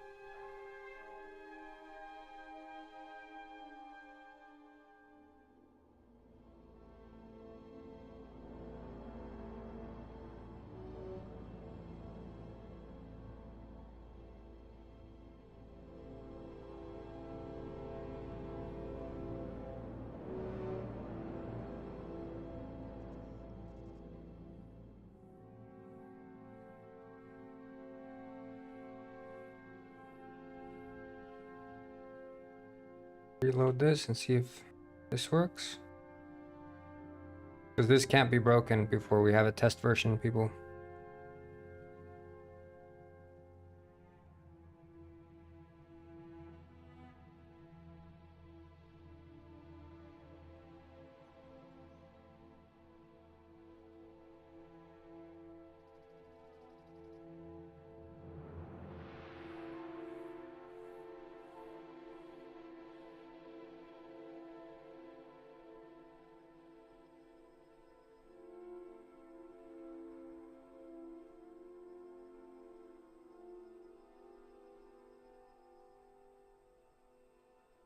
Meow, meow, meow.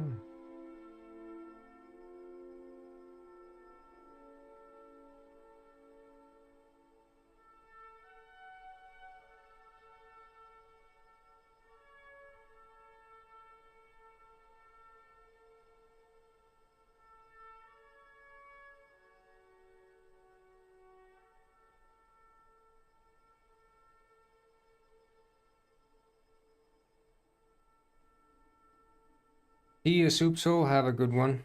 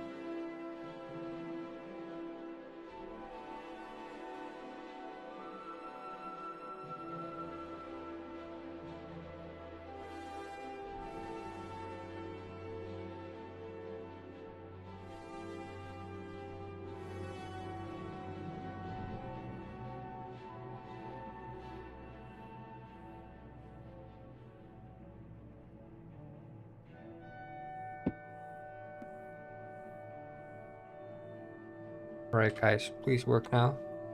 Nope, they're just shaking. And why is that? Are they like,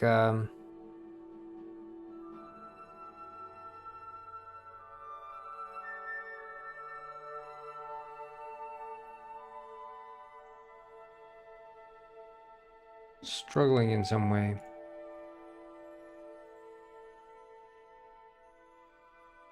Yeah, okay, it's because he's not kinematic.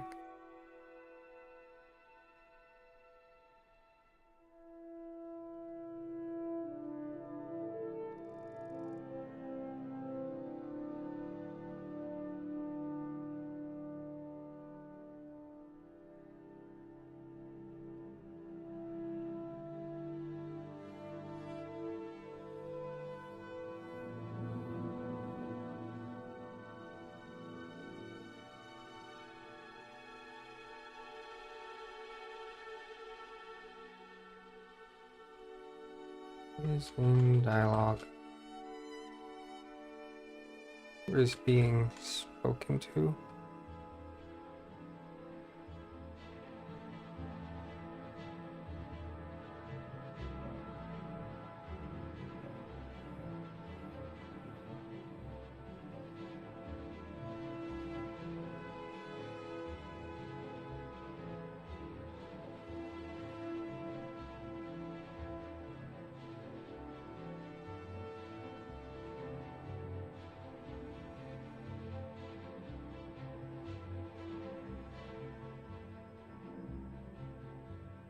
Something like that, maybe?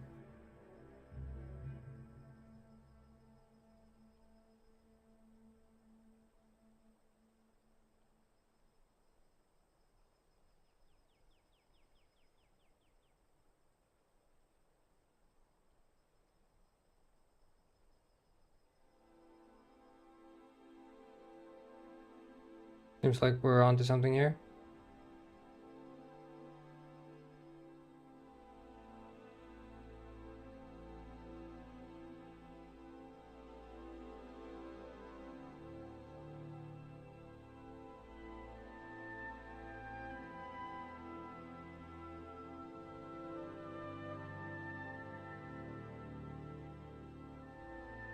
No.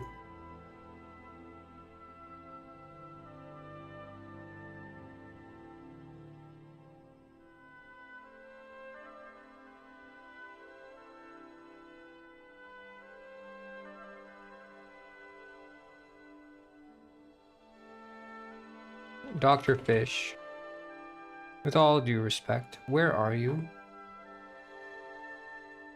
He's still in the hospital.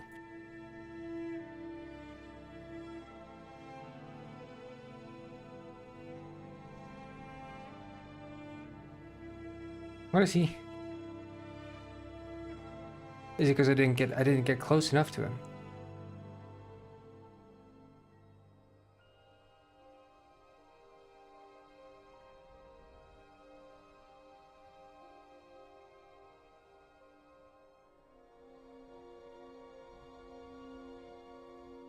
What?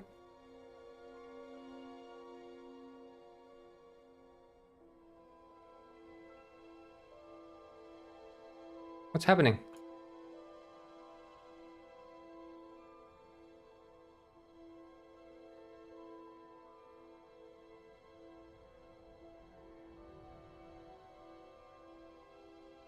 Maybe this could work.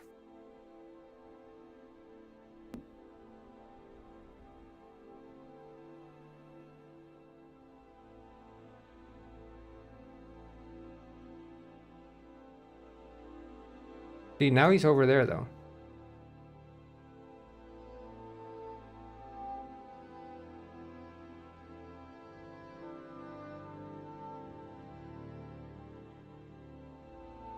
Reload.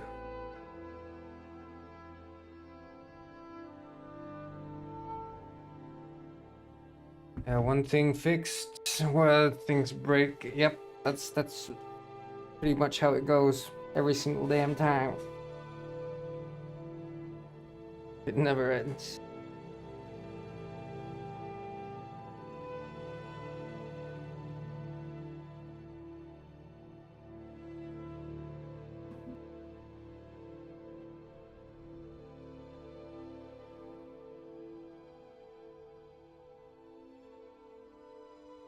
But like these fellas, they're like tick, tick, tick, tick, tick.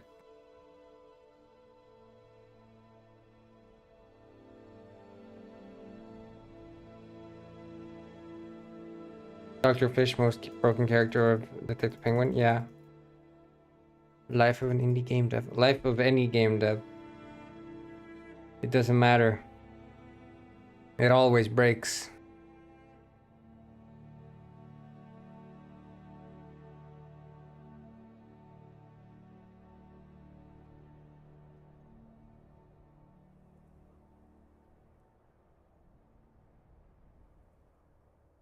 Yeah, like now you can see him, but he's still friggin' warped somewhere into the stone wall or whatever. But these two fellas, they seem to be doing pretty okay. Not now.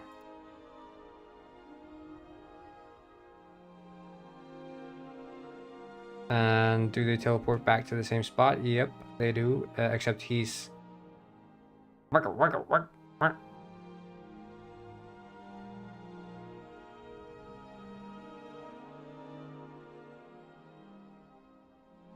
Definitely some level of unintended jank here that I'm not quite sure it exists.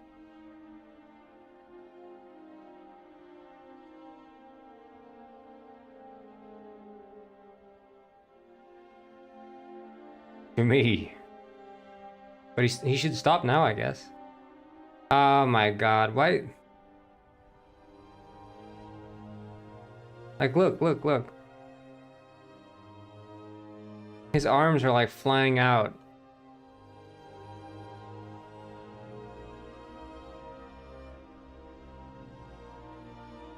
He's preparing for takeoff. He's doing their Naruto run. Goidel's full legal name is Goidelis J. McCutherfish VIII. That's true. He's doing the Naruto run. Okay, look at this. Look at this.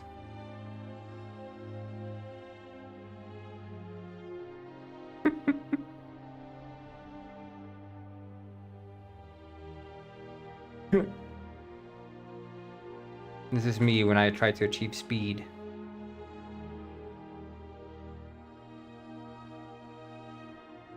Yeah, I don't know what exactly is up with these two. His eyewear also pops in and out of existence. Like, he's got glasses. I get close to him. Now he doesn't have glasses anymore. So that's also fun. Goidulus J. McOtherfish the 8th. Yes, not to be confused with Goidulus J. McOtherfish the 7th.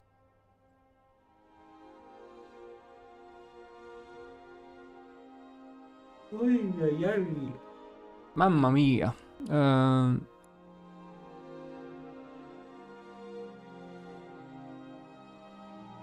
So we teleport to point.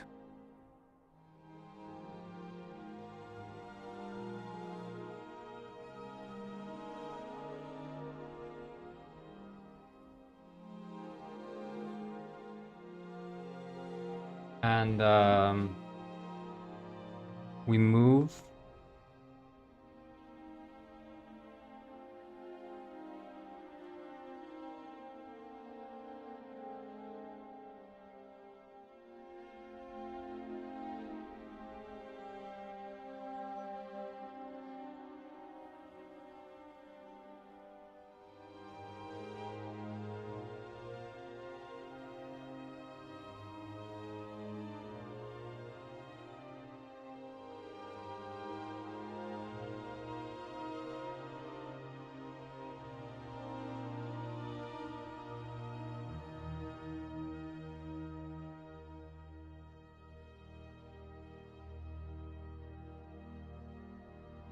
Behind the minigame. Oh, he is? That where he's hiding? I didn't realize where he went.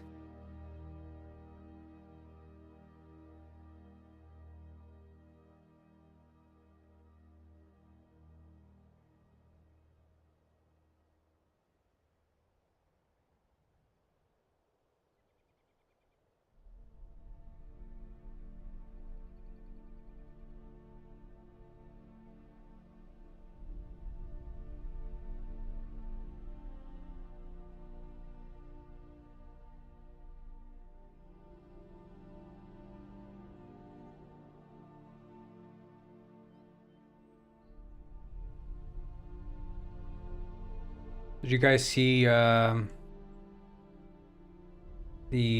guy who was out in a kayak and he got eaten by a whale?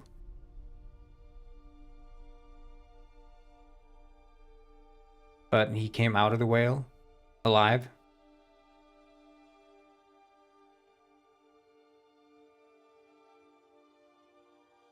You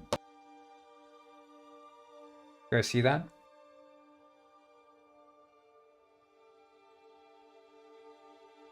He just popped into the whale's mouth and then out. It happened in Chile. That's kind of wild.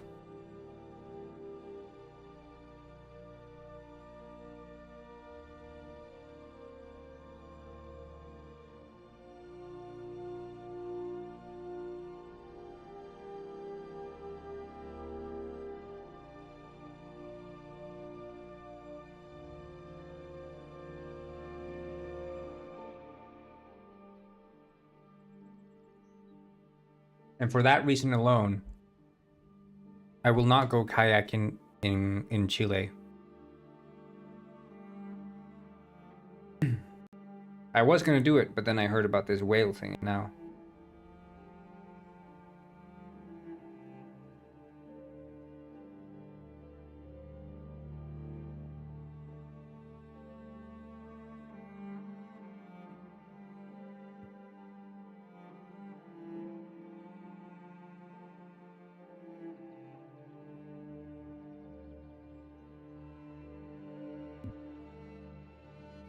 He was from Venezuela. Ah, maybe that was why he ended up in the whale mouth.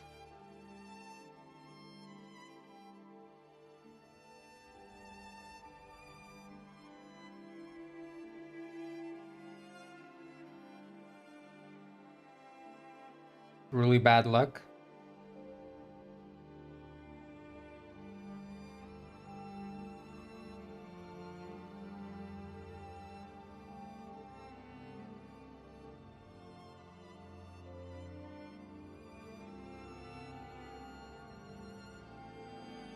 Yeah, I think so. Doesn't eat anyone from Chile, but eats the Venezuelans. Maybe it's more like xenophobic. Maybe that's what it is.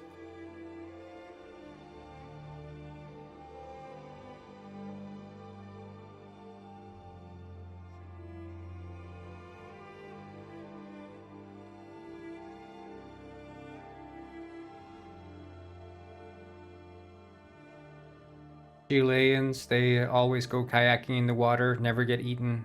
Single Venezuelan comes and he gets gobbled up like he's candy.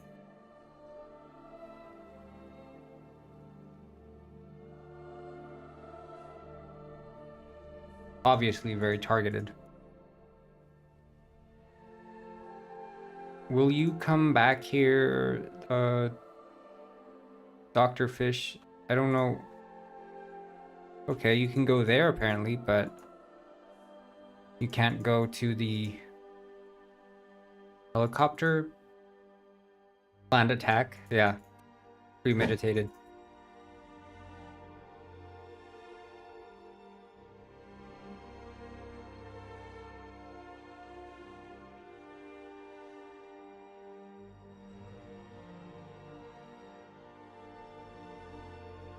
This is what you get, Doctor. This is what you get. It's not crazy at all with very much people from there. Sometimes they got eaten by a whale. Oh yeah, we have so many people swimming there, so it's not strange that one of them gets eaten by the whale. It was just bound to happen. But I believe the racist whales theory too. Yeah, exactly.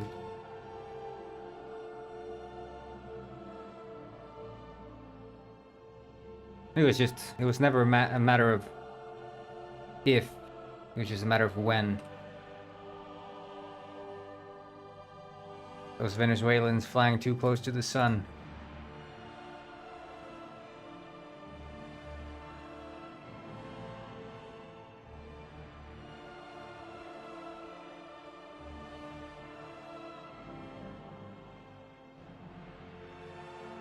Like, I wonder here, for example, if I need to wait for the fixed update or not.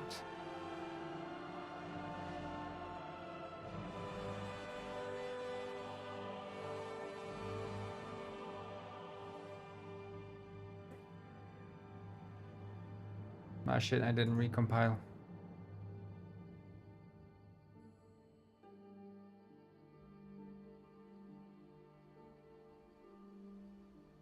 You know, they say for every single non-racist whale, there are 10 more racist whales. That's what they say.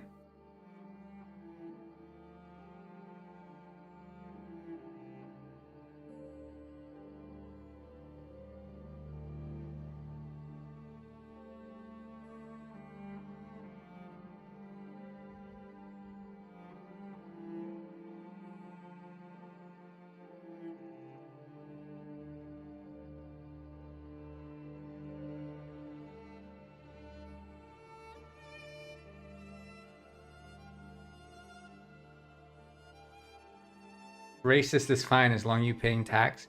I don't think those whales are paying any tax. But that is an interesting take. That's a very interesting take. I don't think you'll get too many people agreeing too much with you there, but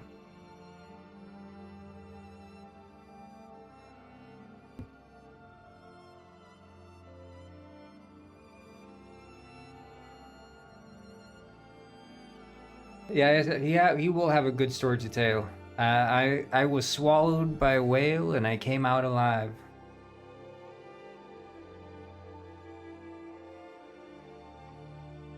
And I lived to tell the tale. I mean, isn't that it's the biblical story? Who was it that got swallowed by the whale?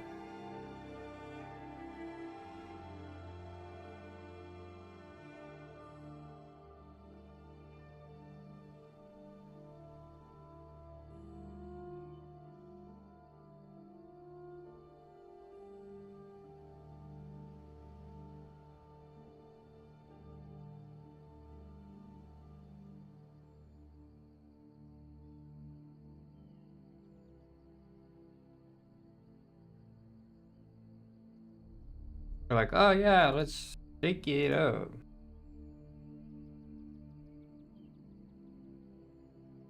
Just get to the meaty stuff. I want to have the teleportation.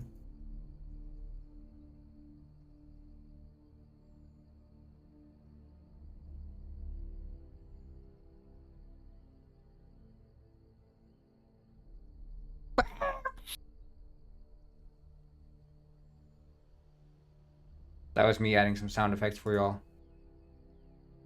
Hope you guys enjoyed it.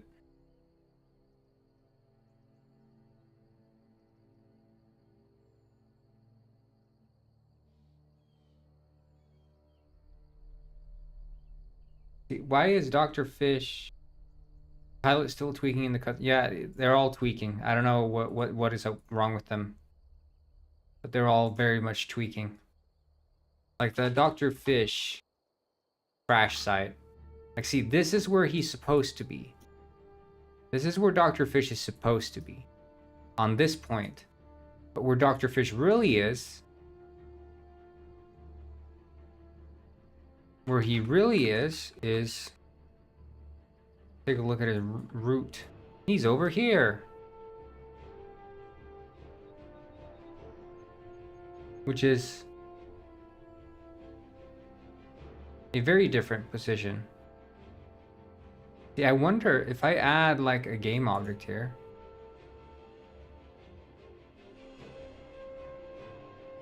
258, 43, 256.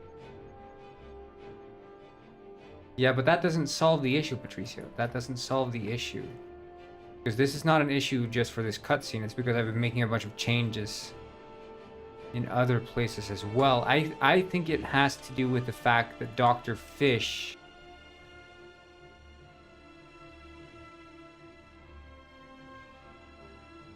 I think we should do this. Set active state true and then teleport. I think that's what we have to do.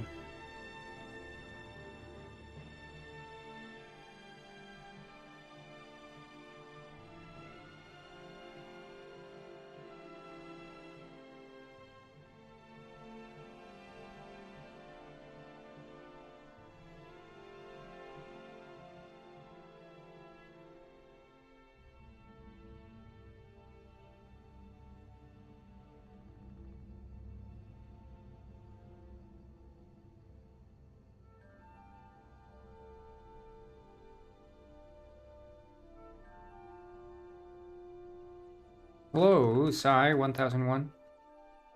I won't be streaming for much longer today, but at least you showed up for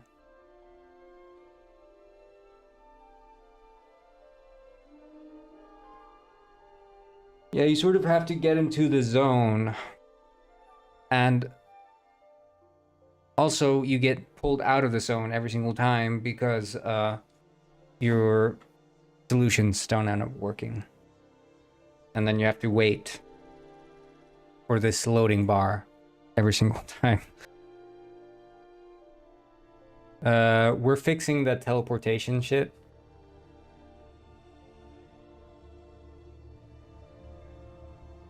That is the day, Sai. That is the day. All Hearts Day, as we say. All Hearts Day.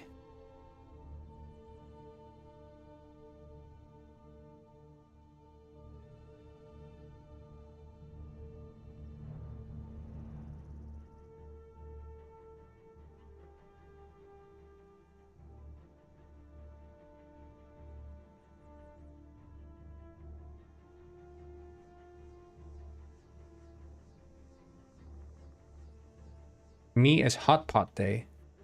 Yum.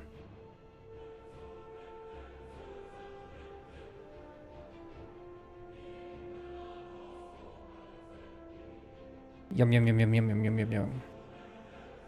I have not decided what to eat today. Maybe I will eat something tasty.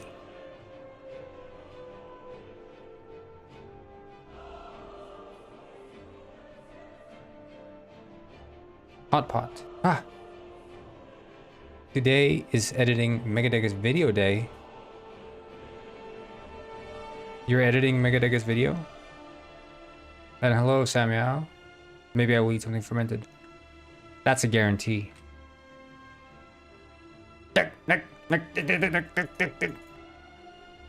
Like they shake for a while there, but then they stop shaking, which is like, what's the deal with that? Oh, you're editing it like a video about him. Yeah, I didn't watch the Stephanie video, did I? I saw it, but I didn't. Sorry for the ping. I wanted to ask you something. You don't have to ping me to ask me something. Just ask it. Was it in fan art? This is Stephanie. She is a system engineer student. Nothing like enjoy some cornkin stream in the morning and dumb speeches from the TTS. Haha, titties.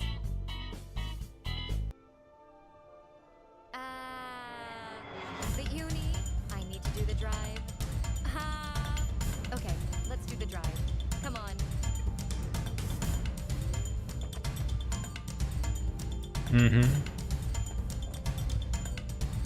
This is realistic. Oh no, it's loading. Is my stream crashing now? Is that what's gonna happen?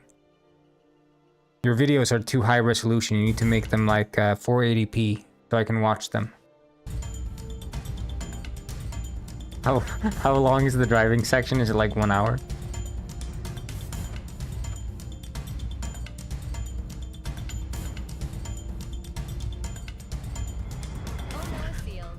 Oh no. Ha! Nothing stopped me from going to uni. Ha ha ha! Nako power.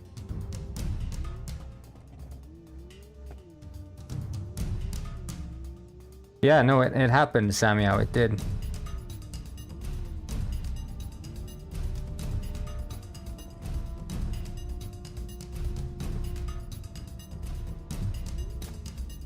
This is like the longest driving section ever. Oh no, another one. No.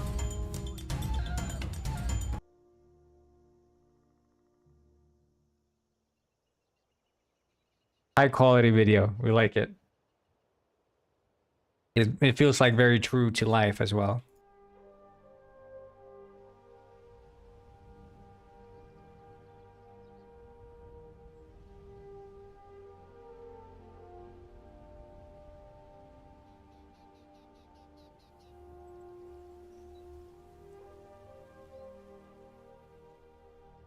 Please don't be in the mountains. He's not in the mountains, people. He's not in the mountains. It worked. We did it. Yippee. Magic.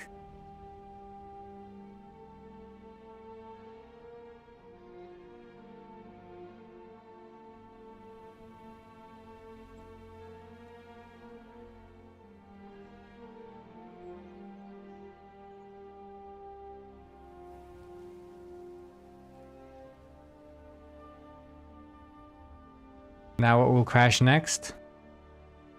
I don't think anything. The game is completely 100% bug-free now. Verifiably so. Yes.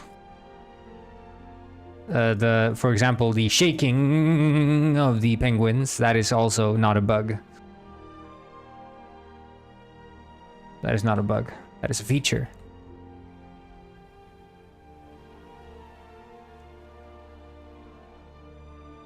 "100% bug-free, it's amazing. I can't believe I did it. I'm the first developer ever to release a 100% bug-free game. First developer in the world.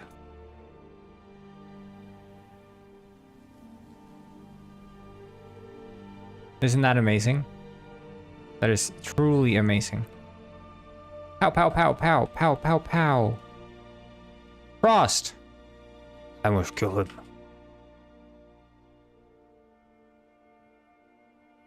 Your kingdom is mine, Frost.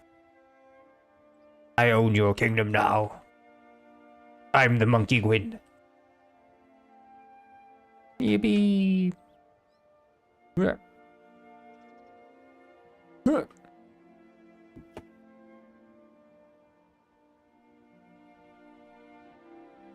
So,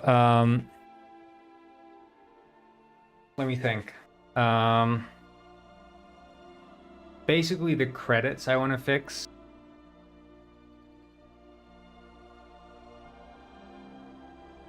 That was a big thing. And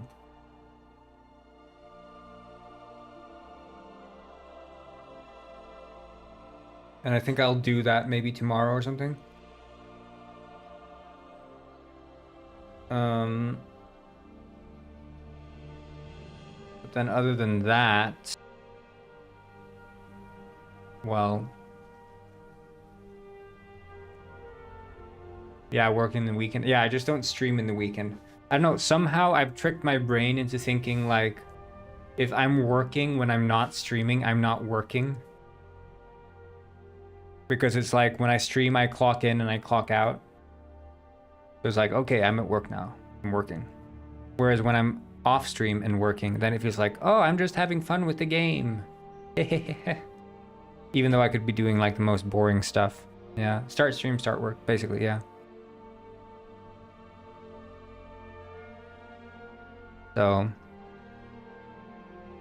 I mean, sometimes I'll be working on the game on my laptop when I'm watching like TV and stuff as well. So like I'll do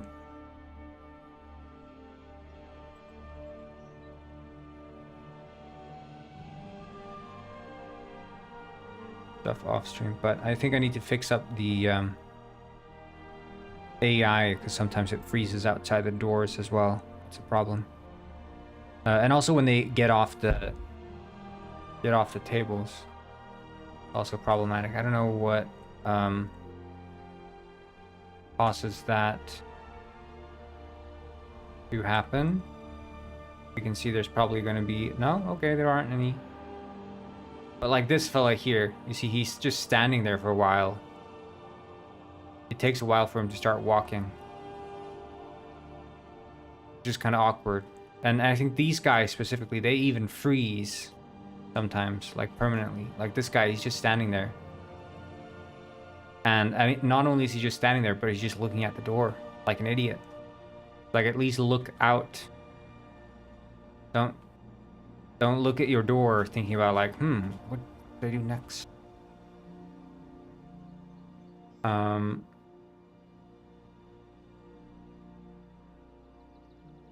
I should add more spawn points for them, because if I don't use all the apartment buildings, I could have penguins, you know, spawning in there. Like, for example, it wouldn't make sense for he's just locking the door, yeah, and the next penguin, and the next, and the next, and the next. But this one, for example, wouldn't spawn penguins naturally, because we already know who lives here. So it wouldn't make sense for it to spawn penguins. Whereas, like, these two might spawn penguins, and then maybe we add, like, this one you can actually go into. So we could do that. Yeah, I need to fix the lighting as well, because that's something that is quite problematic. But he's really good at dancing, though. He is.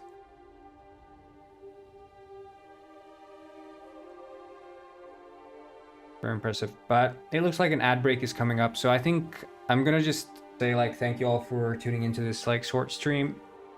I don't want to extort you guys for ads before the stream ends. I'm gonna say thank you all for tuning in today, and we're gonna see each other on Monday. And we'll see, maybe I can get this test version up during the weekend. We'll see. It depends. I didn't expect to get a call from Sir Payday the 3rd. It's Patricio said, have a nice weekend. Have a nice weekend. Yeah. You all have a nice weekend too. So I will see you all later. And yeah, have a good one. I'll just end on this like nice note here.